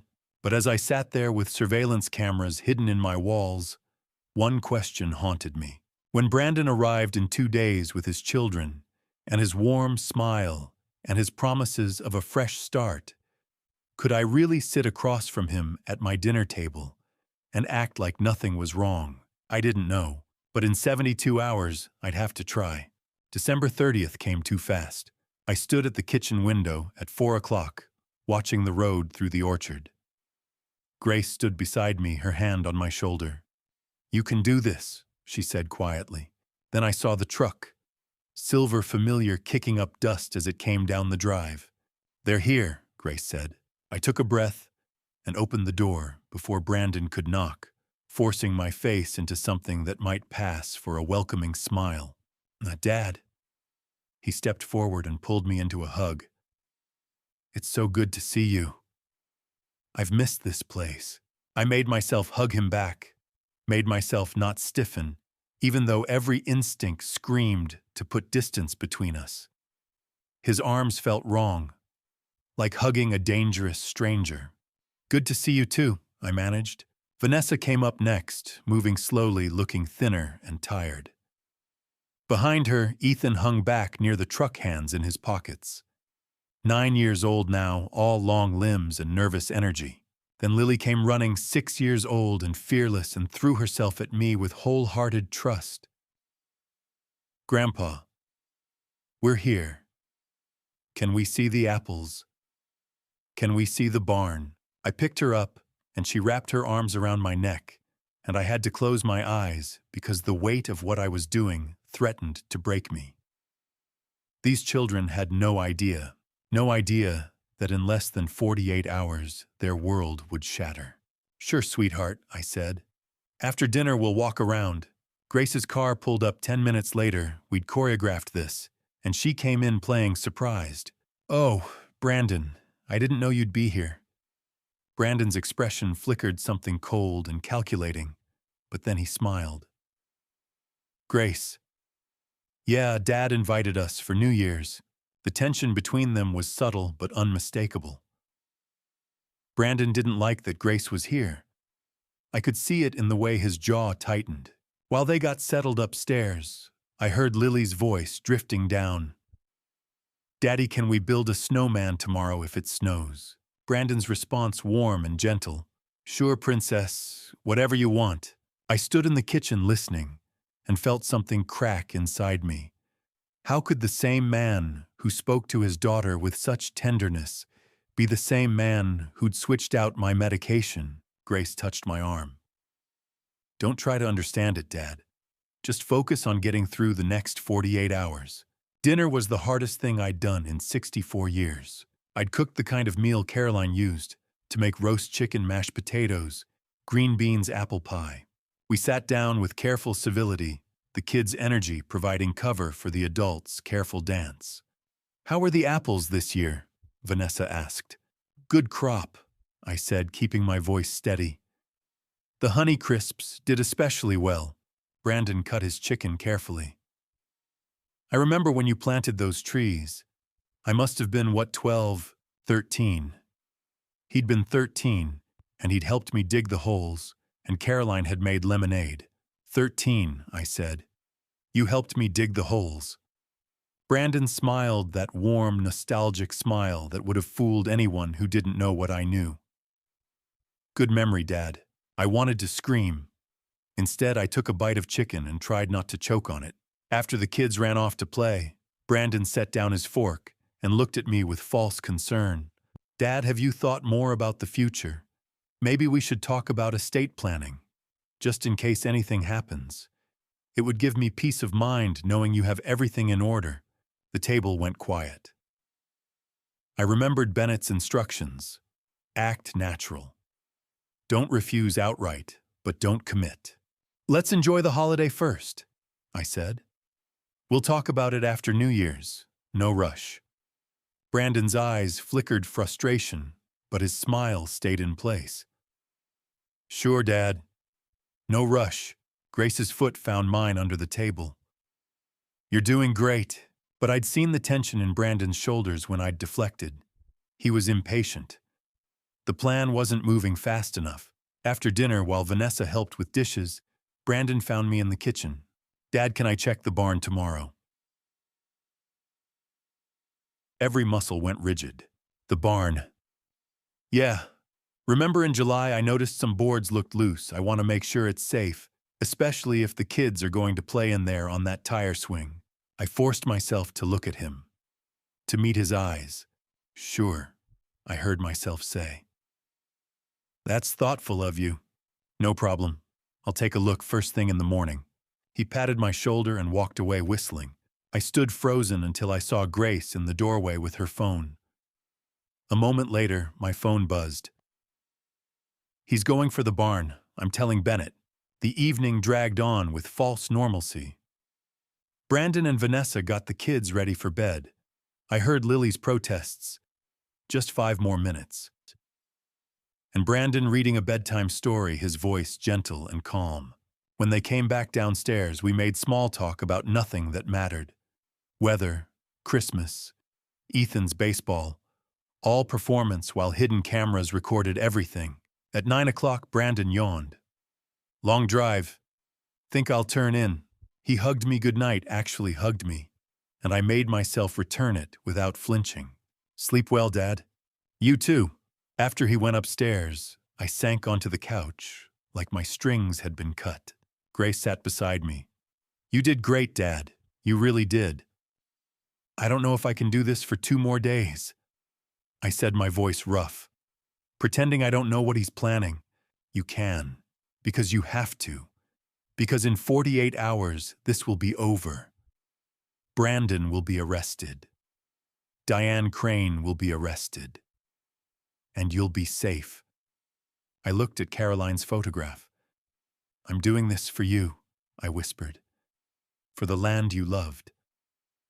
I hope you understand why. Grace squeezed my hand. She does, Dad. But as I climbed the stairs that night, passing the closed door where my son slept peacefully, I couldn't shake one terrible thought. What if something went wrong? What if Bennett's plan failed? What if Brandon succeeded before we could stop him? I locked my bedroom door, something I'd never done before, and lay awake in the dark, listening to the house settle and the winter wind, wondering if I'd see another sunrise, wondering if my son would let me. If you're still watching, here's a question type 1. If you think Tom should confront Brandon directly tonight or two, if he should wait for the hidden cameras to catch him in the act. A gentle note, what comes next includes some creative storytelling choices. If that doesn't sit well with you, this is your moment to step away. Morning came slowly, like even the sun didn't want to face what the day would bring. I'd barely slept. Every sound in the old house seemed amplified. Around 5 a.m., I gave up and went downstairs to make coffee, sitting at the kitchen table in the dark. By 9, Vanessa was making pancakes, humming cheerfully, completely unaware. Ethan and Lily sat coloring, excited about midnight fireworks. Brandon came down last, showered and smiling. "Morning, Dad. Sleep okay?" I forced myself to meet his eyes.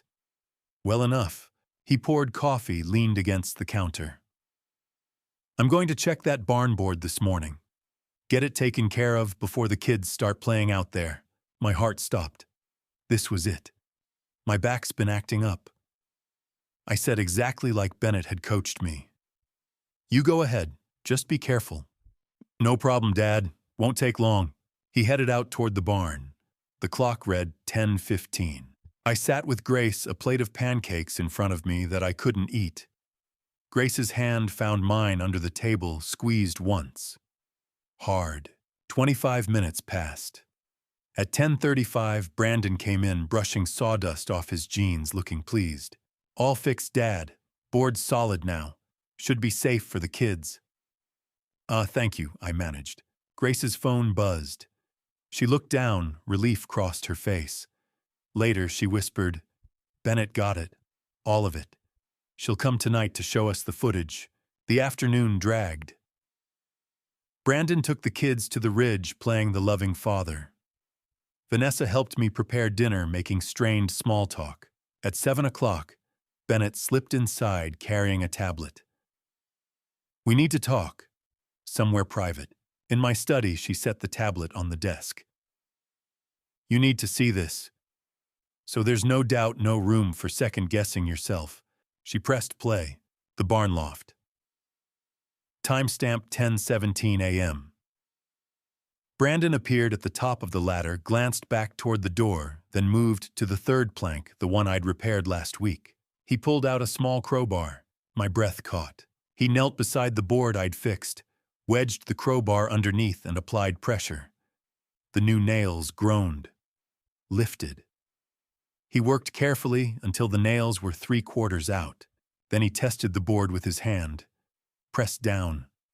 It flexed but didn't break. He nodded, satisfied, and pulled out his phone. The camera caught the screen as he typed, "Trap reset. Tomorrow morning suggest we check barn together. Accident." And then he smiled. My son smiled while planning my end. A cold, satisfied smile I'd never seen before. He stood up, dusted off his hands, and climbed down like he'd just finished a routine repair job. The video ended. I couldn't breathe, couldn't speak. Grace took the tablet, finished watching. When it ended, she looked at me with tears streaming down her face. "Dad, we have him. We have everything we need." Bennett's voice was gentle but firm. This footage, combined with the counterfeit medication, the text messages, it's airtight. "Tomorrow morning at 7 a.m., we arrest him." I nodded numbly, but all I could see was that smile. Dinner was a special kind of torment. I'd prepared a traditional New Year's Eve meal, roast beef, Yorkshire pudding, apple crisp. Brandon insisted on opening champagne, pouring glasses for everyone. He raised his in a toast. To new beginnings, to family, to fresh starts, and better years ahead. Everyone drank. I could barely swallow. All I could think was, he's toasting my passing. Then Ethan asked the question that nearly broke me. "Grandpa, what's your New Year's resolution?" I looked at my grandson and told him the truth. "To protect what matters most. Brandon raised his glass again. That's good, Dad. Family is everything, right? I looked at this man with my son's face who had become something I didn't recognize. Right. Everything. As midnight approached, we gathered around the television showing Times Square. Lily climbed onto my lap. Brandon stood by the window with his champagne glass. The crowd started counting down from 10. 10, 9, 8. Lily joined in, excited. I looked at Brandon. He turned and looked back at me, raising his glass. Dad, this year is going to be full of changes. Big changes. The double meaning hung in the air like poison. 4, 3, 2, 1, Happy New Year. Fireworks erupted across the valley. Grace came to me and whispered, "Almost over, Dad. Almost over." I stood up, unable to bear another moment. "I'm tired. I'm going to bed." Brandon turned from the window. "Night, Dad. Sleep well." Sleep well, like he cared. "You too," I said and left. In my bedroom, I pulled out my phone. A text from Bennett had come through at Midnight Lab, confirmed pills would have been lethal within 7 to 10 days. Officers in position. Arrest is at 7 a.m. Keep your door locked. This ends in 7 hours. 7 hours. 7 hours and Brandon would be in handcuffs. I looked at Caroline's photograph on my nightstand. Tomorrow I have to face what our son became. Tomorrow I have to watch them take him away. Then I heard footsteps in the hallway. My whole body went rigid. I stared at the door, locked, thank God, and listened. The footsteps stopped right outside my room. I held my breath. Through the crack under the door, I could see a shadow. Someone standing there. Listening. Brandon, checking if I was asleep. Checking if I was vulnerable. Seconds passed.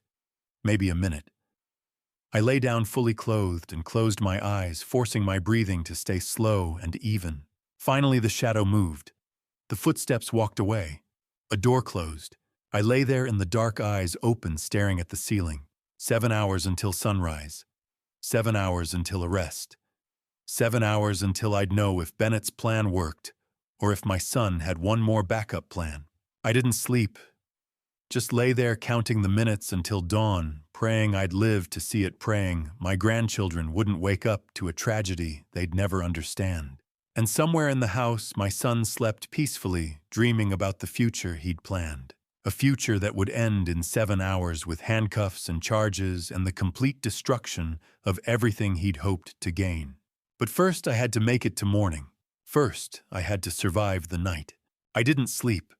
By the time the sky lightened to a pale winter gray, I was already standing at the kitchen window, coffee untouched on the counter, watching the long gravel driveway. At exactly 6:44 a.m., 3 vehicles rolled into view.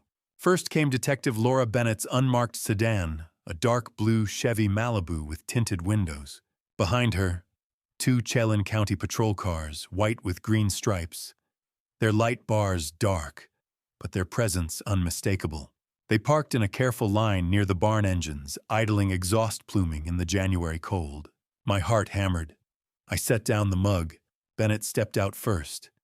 She wore a black jacket over her uniform, her badge clipped to her belt, her expression calm and professional. Behind her, 2 officers emerged: Officer Harris, a tall man in his 40s with graying temples, and Officer Cole, younger, broad-shouldered, clipboard in hand. Bennett's eyes found mine through the window. She nodded once. I walked to the front door and opened it before she knocked. "Mr. Hargrove," she said quietly. "We're ready."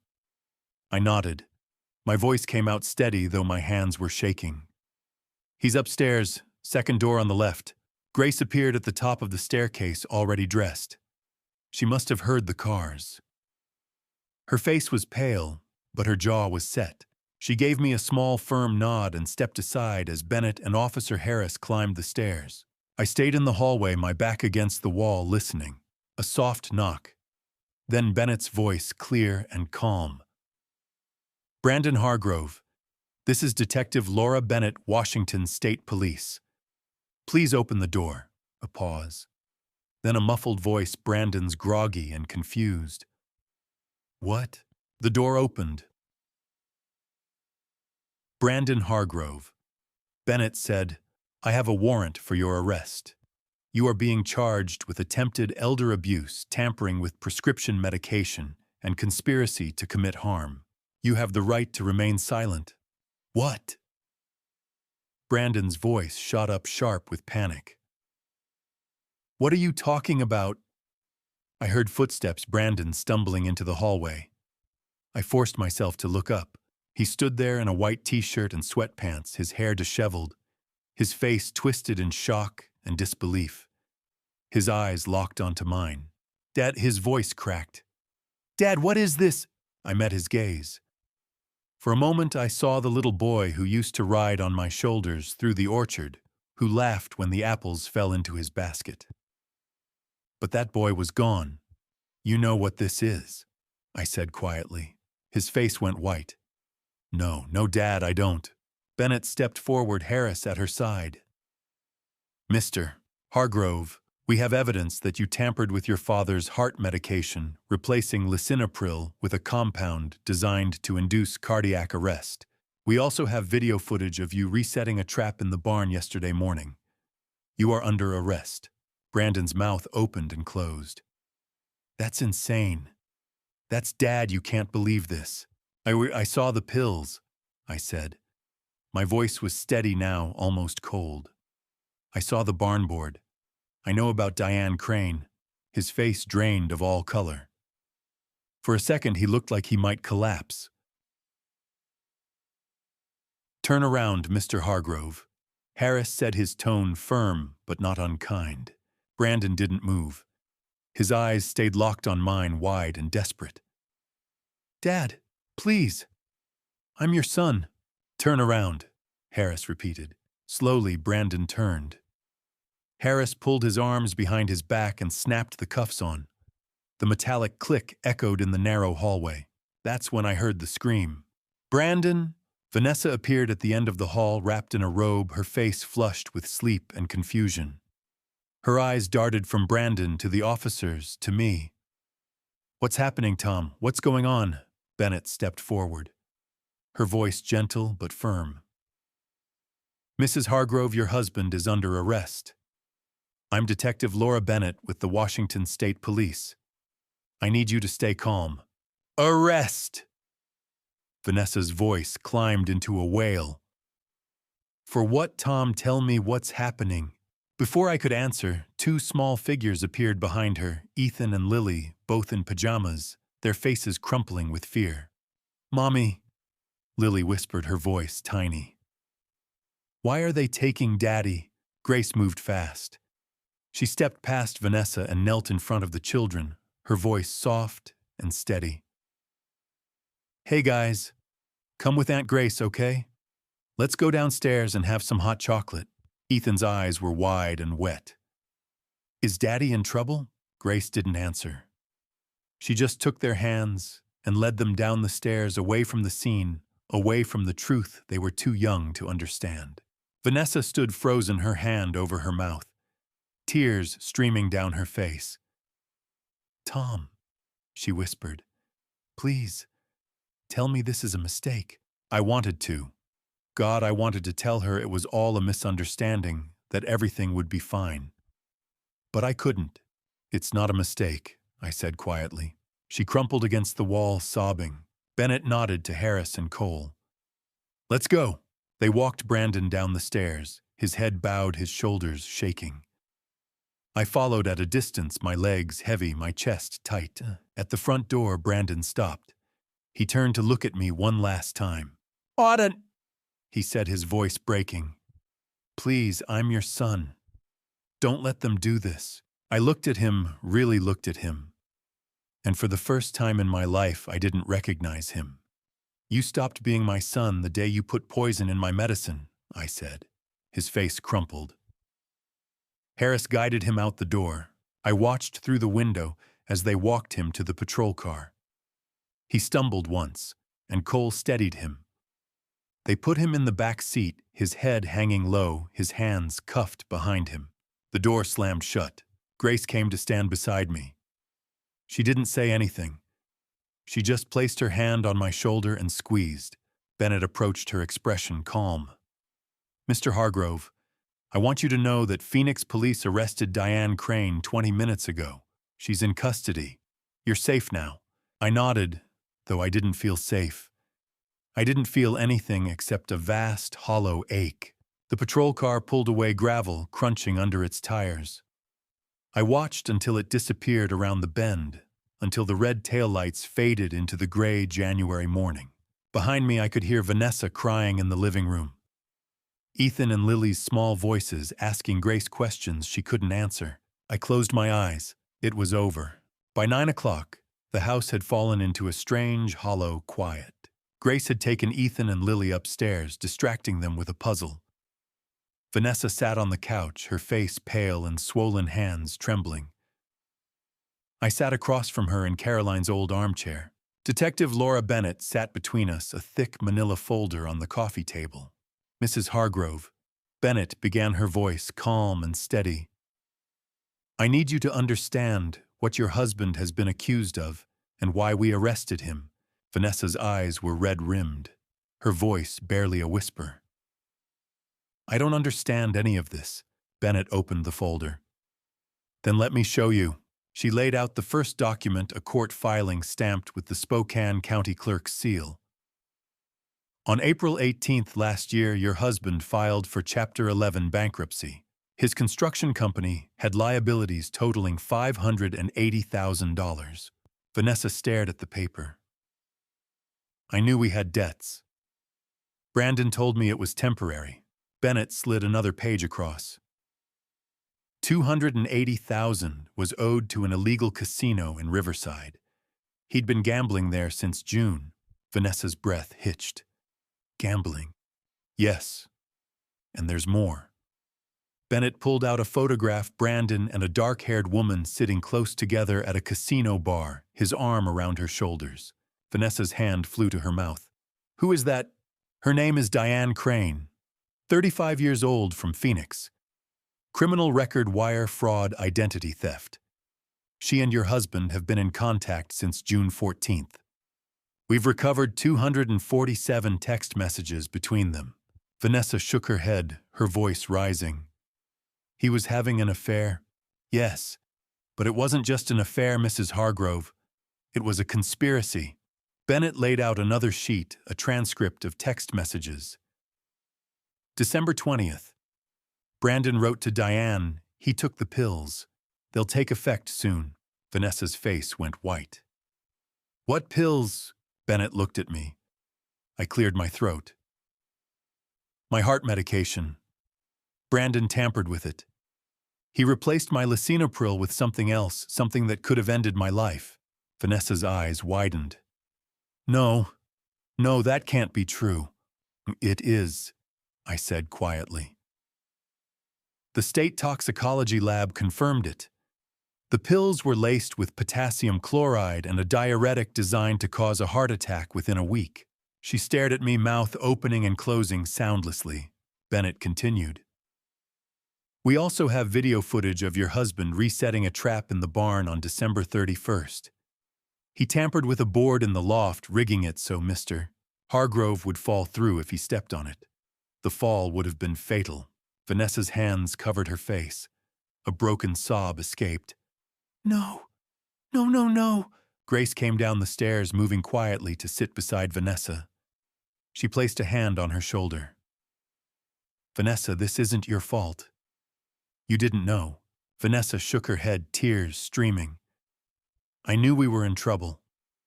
I knew he was stressed about money. But I never thought... Her voice cracked. I never thought he could do this. Bennett slid one more document across another text message dated December 22nd.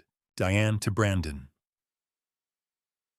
If he lives past New Year, we'll use Plan B. You can't hesitate.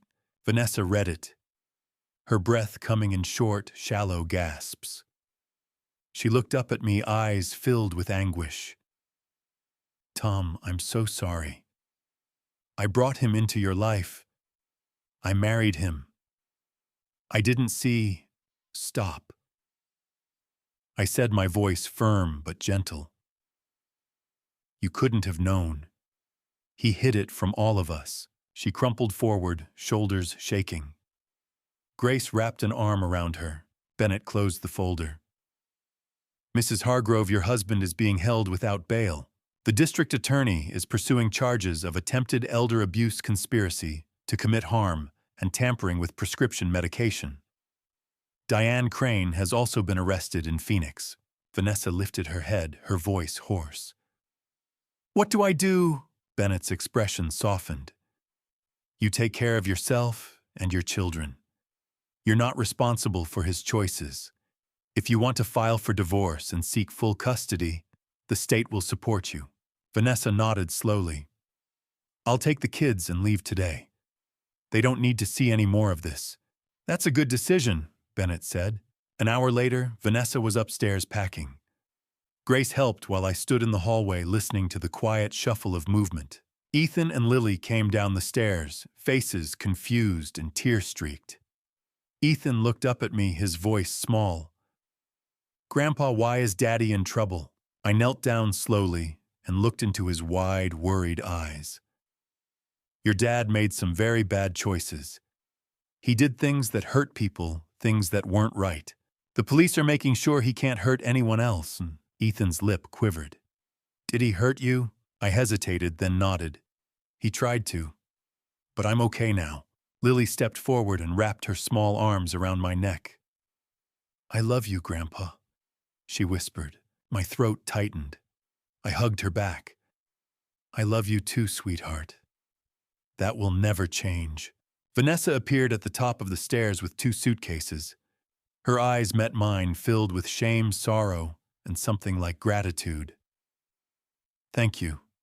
For not blaming me, I stood lifting Lily into my arms. You didn't do this, Vanessa. He did.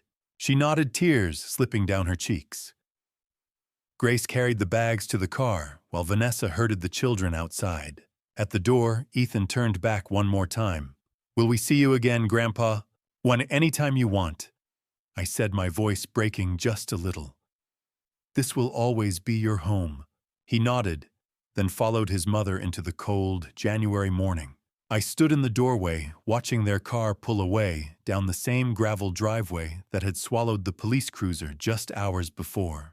Grace came to stand beside me. She didn't say anything. She just took my hand and squeezed. The house felt enormous and empty. But for the first time in months, it also felt safe. The winter sun had already dipped below the Cascade Peaks when Detective Bennett returned. Grace and I sat in the living room, a pot of coffee growing cold on the table between us. The house felt quieter than it had in weeks, emptier too, now that Vanessa and the children were gone. But the silence wasn't heavy anymore. It was just there. Bennett knocked softly before stepping inside a thick folder tucked under her arm. She looked tired, her jacket creased, but her eyes were sharp. Mr. Hargrove, Grace, she said, nodding to each of us. I wanted to walk you through the full forensic timeline before I file my final report. You deserve to understand exactly what your son planned and how close it came to succeeding. I swallowed hard and nodded. Grace reached over and squeezed my hand. Bennett sat down, opened the folder, and began. Let's start with July, she said, pulling out a printed map of the farm. Your son visited on the 23rd. According to your account, he spent time in the barn, supposedly checking for repairs. I nodded. He said the boards were loose.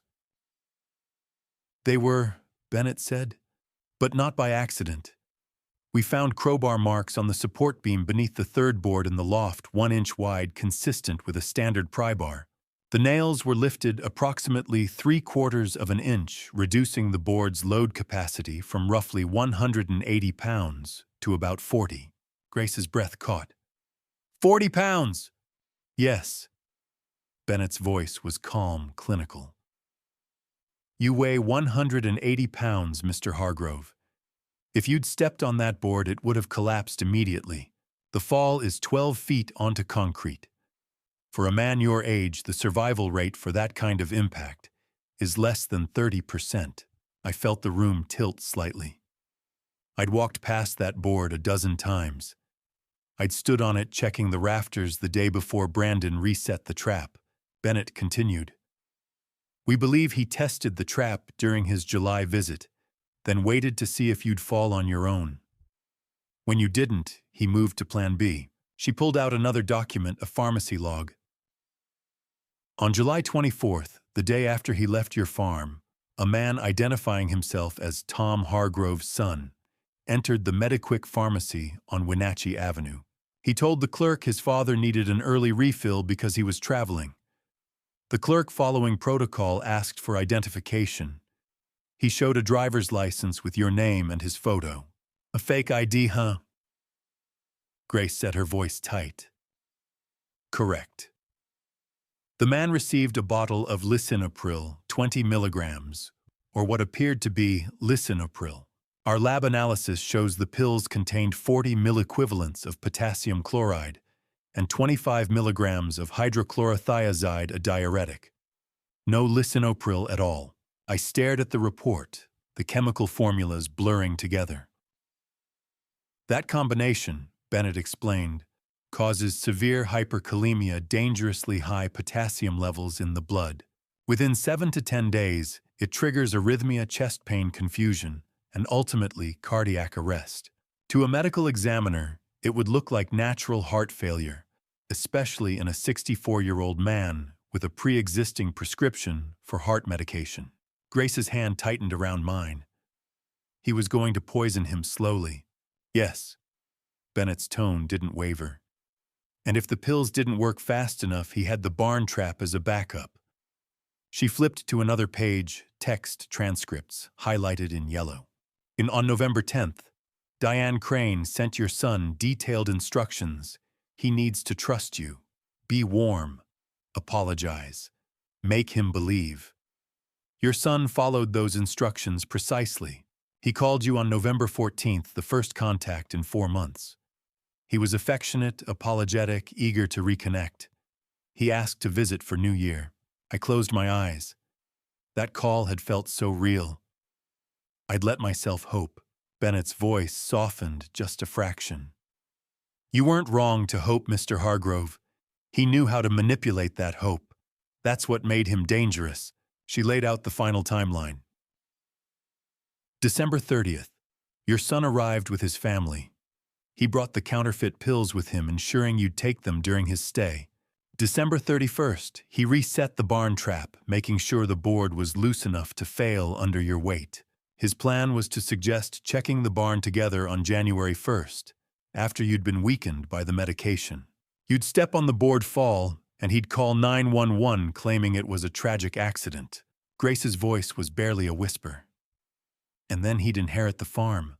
Yes. Valued at $3.5 to $4.2 million. Enough to pay off his debts, start over with Diane Crane, and leave his wife and children behind. I couldn't speak. The numbers, the chemicals, the precise cruelty of it all, it was too much. Bennett closed the folder. If we hadn't intervened, Mr. Hargrove, you'd be gone. There's no doubt in my mind. The room fell silent. Finally, I found my voice. How long will he be in prison? Bennett met my eyes.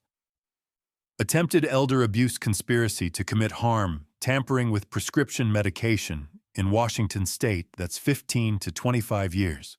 Diane Crane, as the primary conspirator, faces 10 to 20. The evidence is overwhelming. They won't walk away from this. I nodded slowly. 25 years. My son would be 64 when he got out, the age I was now. Bennett stood, tucking the folder under her arm. I'll be in touch as the trial progresses. If you need anything, call me. Thank you, I said, my voice rough. She nodded and left, her footsteps fading down the gravel drive. Grace and I sat in silence for a long time. Finally, she turned to me, her eyes red-rimmed. Dad, do you regret calling me? Do you wish you'd just let it go? I looked at her, this strong, fierce daughter who had dropped everything to protect me, who had held Vanessa while she wept, who had shielded her niece and nephew from a truth too terrible for children to bear. I never, I said. You saved my life, Grace. Her lip trembled. Mom would be proud of you for fighting back. I thought of Caroline, her laugh, her strength, the way she'd always believed people could change. She'd believed in Brandon, too. Maybe she still would have. But she would have wanted me to live. She'd be proud of you, too, I said quietly. Grace leaned her head against my shoulder, and we sat there together, watching the last light fade from the winter sky. The house was still empty, but it was ours. The morning after Detective Bennett left, Vanessa began packing. Grace and I helped carry suitcases down 2 large ones, backpacks for Ethan and Lily, a box of toys hastily taped shut. Vanessa moved through the house quietly, her face, pale, hands never quite steady. Ethan and Lily sat at the kitchen table picking at toast. They were too young to understand what had happened, but they knew something was wrong. Vanessa set the last suitcase by the door. "We're going to Portland. My sister lives there. She has a spare room and the schools are good." I nodded. "That sounds like a good plan. I'm filing for divorce next week and petitioning for full custody. My lawyer says it won't be difficult given the circumstances." "No," I agreed quietly. "It won't be." Grace came down with the last bags. Car's almost loaded. Ethan walked over slowly, hands in his pockets. Lily followed, clutching a stuffed rabbit. "Grandpa, are we going to see you again?" Ethan asked, his voice small. My throat tightened. "Of course you are. Anytime you want. This is your home, too. This land." I gestured toward the rows of bare apple trees. "This is your heritage. It'll be here when you're ready." Lily's lip trembled. "Is Daddy coming home soon?" Vanessa knelt beside me, placing a hand on Lily's shoulder. "Daddy's going to be away for a long time, sweetheart. He made some very bad choices, and he has to face the consequences. But Grandpa loves you, and Aunt Grace loves you, and I love you. That won't ever change." Lily threw her arms around my neck. "I love you, Grandpa," she whispered. "I love you too, sweetheart." Ethan's eyes were bright and hard. He looked older than 9. "Mom says Daddy tried to hurt you." I met his gaze, steady and honest. "He did. Why? Sometimes people make terrible choices when they're scared or desperate. Your dad was both. But that doesn't excuse what he did." Ethan stepped forward and hugged me, brief and fierce. Vanessa's voice was quiet, but firm. "I'll bring them back to visit when they're ready. I won't let what Brandon did destroy their relationship with you. You're their grandfather. That matters." "Thank you," I said. Grace helped load the car. I stood on the porch with Vanessa watching the children climb into the back seat.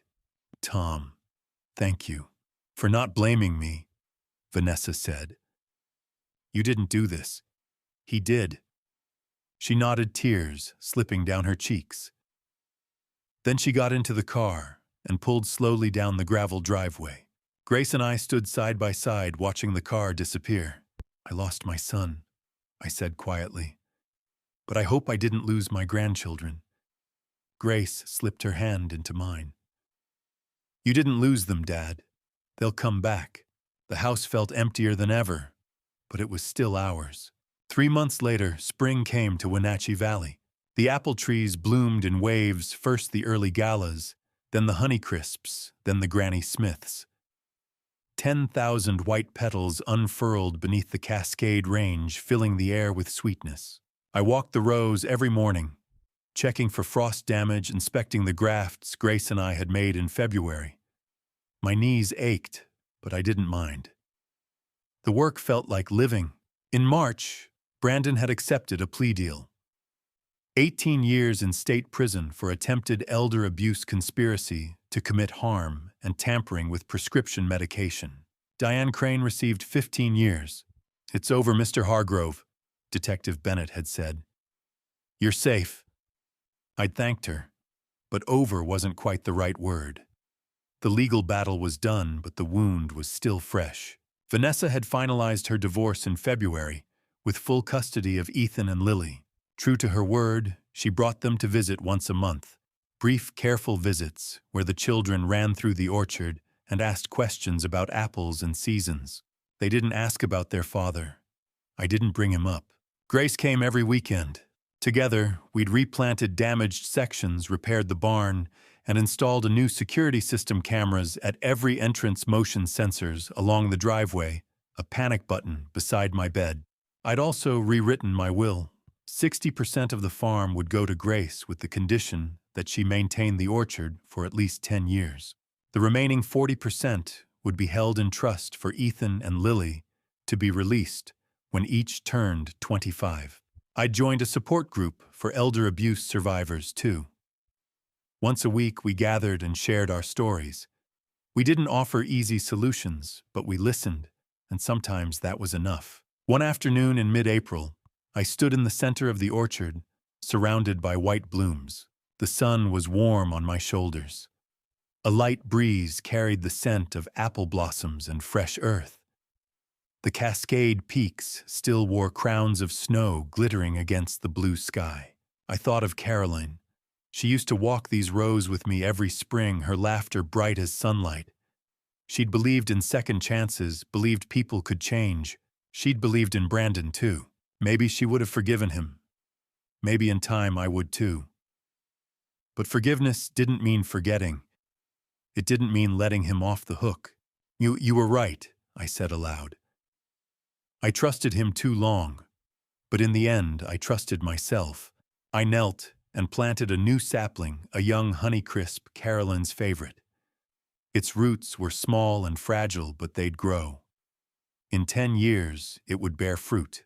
In 20, it would stand tall and strong. It would outlive me. It would outlive Brandon's mistakes. That evening, Grace and I sat on the porch watching the sun sink behind the Cascades. Apple blossoms drifted on the wind, white as snow. "What are you thinking about, Dad?" Grace asked. I smiled. "I'm thinking your mother and I built something worth protecting. This land will outlive me. It'll outlive Brandon's mistakes. It'll be here for you, for Ethan, for Lily, and for you," Grace said softly. "For as long as you want it." I nodded. For as long as I want it. 5 lessons I learned. Trust your instincts. If something feels wrong, don't ignore it. Document everything, dates, times, conversations. Seek help early, don't wait until it's too late. Set boundaries with adult children. Love doesn't mean letting them take advantage. Forgiveness doesn't mean immunity. You can love someone and still keep yourself safe. The apple trees bloomed that spring as they always had, and I was still here to see it. I've had many months to think about everything that happened. When I walk through the orchard now, I realize this wasn't just a family story about land or money. It was a family story about trust, blindness, and the quiet warning signs we sometimes ignore. And if there's one thing I wish someone had told me sooner, it's this: don't wait until the danger becomes undeniable before you protect yourself. For years, I believed loyalty meant endless patience. I told myself that love meant giving chance after chance. But the truth is, love without boundaries can become a trap. My experience may sound like a dramatic dad revenge tale to some people, and maybe in a way it is. But the real lesson isn't revenge. The real lesson is responsibility, responsibility to protect your life, your dignity, and the people who truly care about you. If you take anything from this family story, let it be this: listen to your instincts. Write things down. Ask questions when something feels wrong. Don't let guilt silence you. A dad revenge narrative may make for gripping storytelling, but real life is about survival and wisdom. I thank God every day that I had the courage and the right people to help me see the truth before it was too late. Today, the orchard still blooms, and I'm still here. And if my experience becomes a family story someone else learns from, then maybe some good came from the pain. Some might call it dad revenge, but to me it was simply choosing life, choosing truth, and refusing to disappear quietly. Thank you for staying with me until the end of this journey. Please share your thoughts in the comments. What would you do if you were in the same difficult situation as a father betrayed by his own son? I'd truly value hearing your perspective. If this story moved you in any way, consider subscribing so you won't miss future videos. A gentle note: while inspired by real patterns of family conflict and elder exploitation, parts of this story, have been dramatized for storytelling purposes. If this type of content isn't your preference, feel free to explore other videos that may suit you better.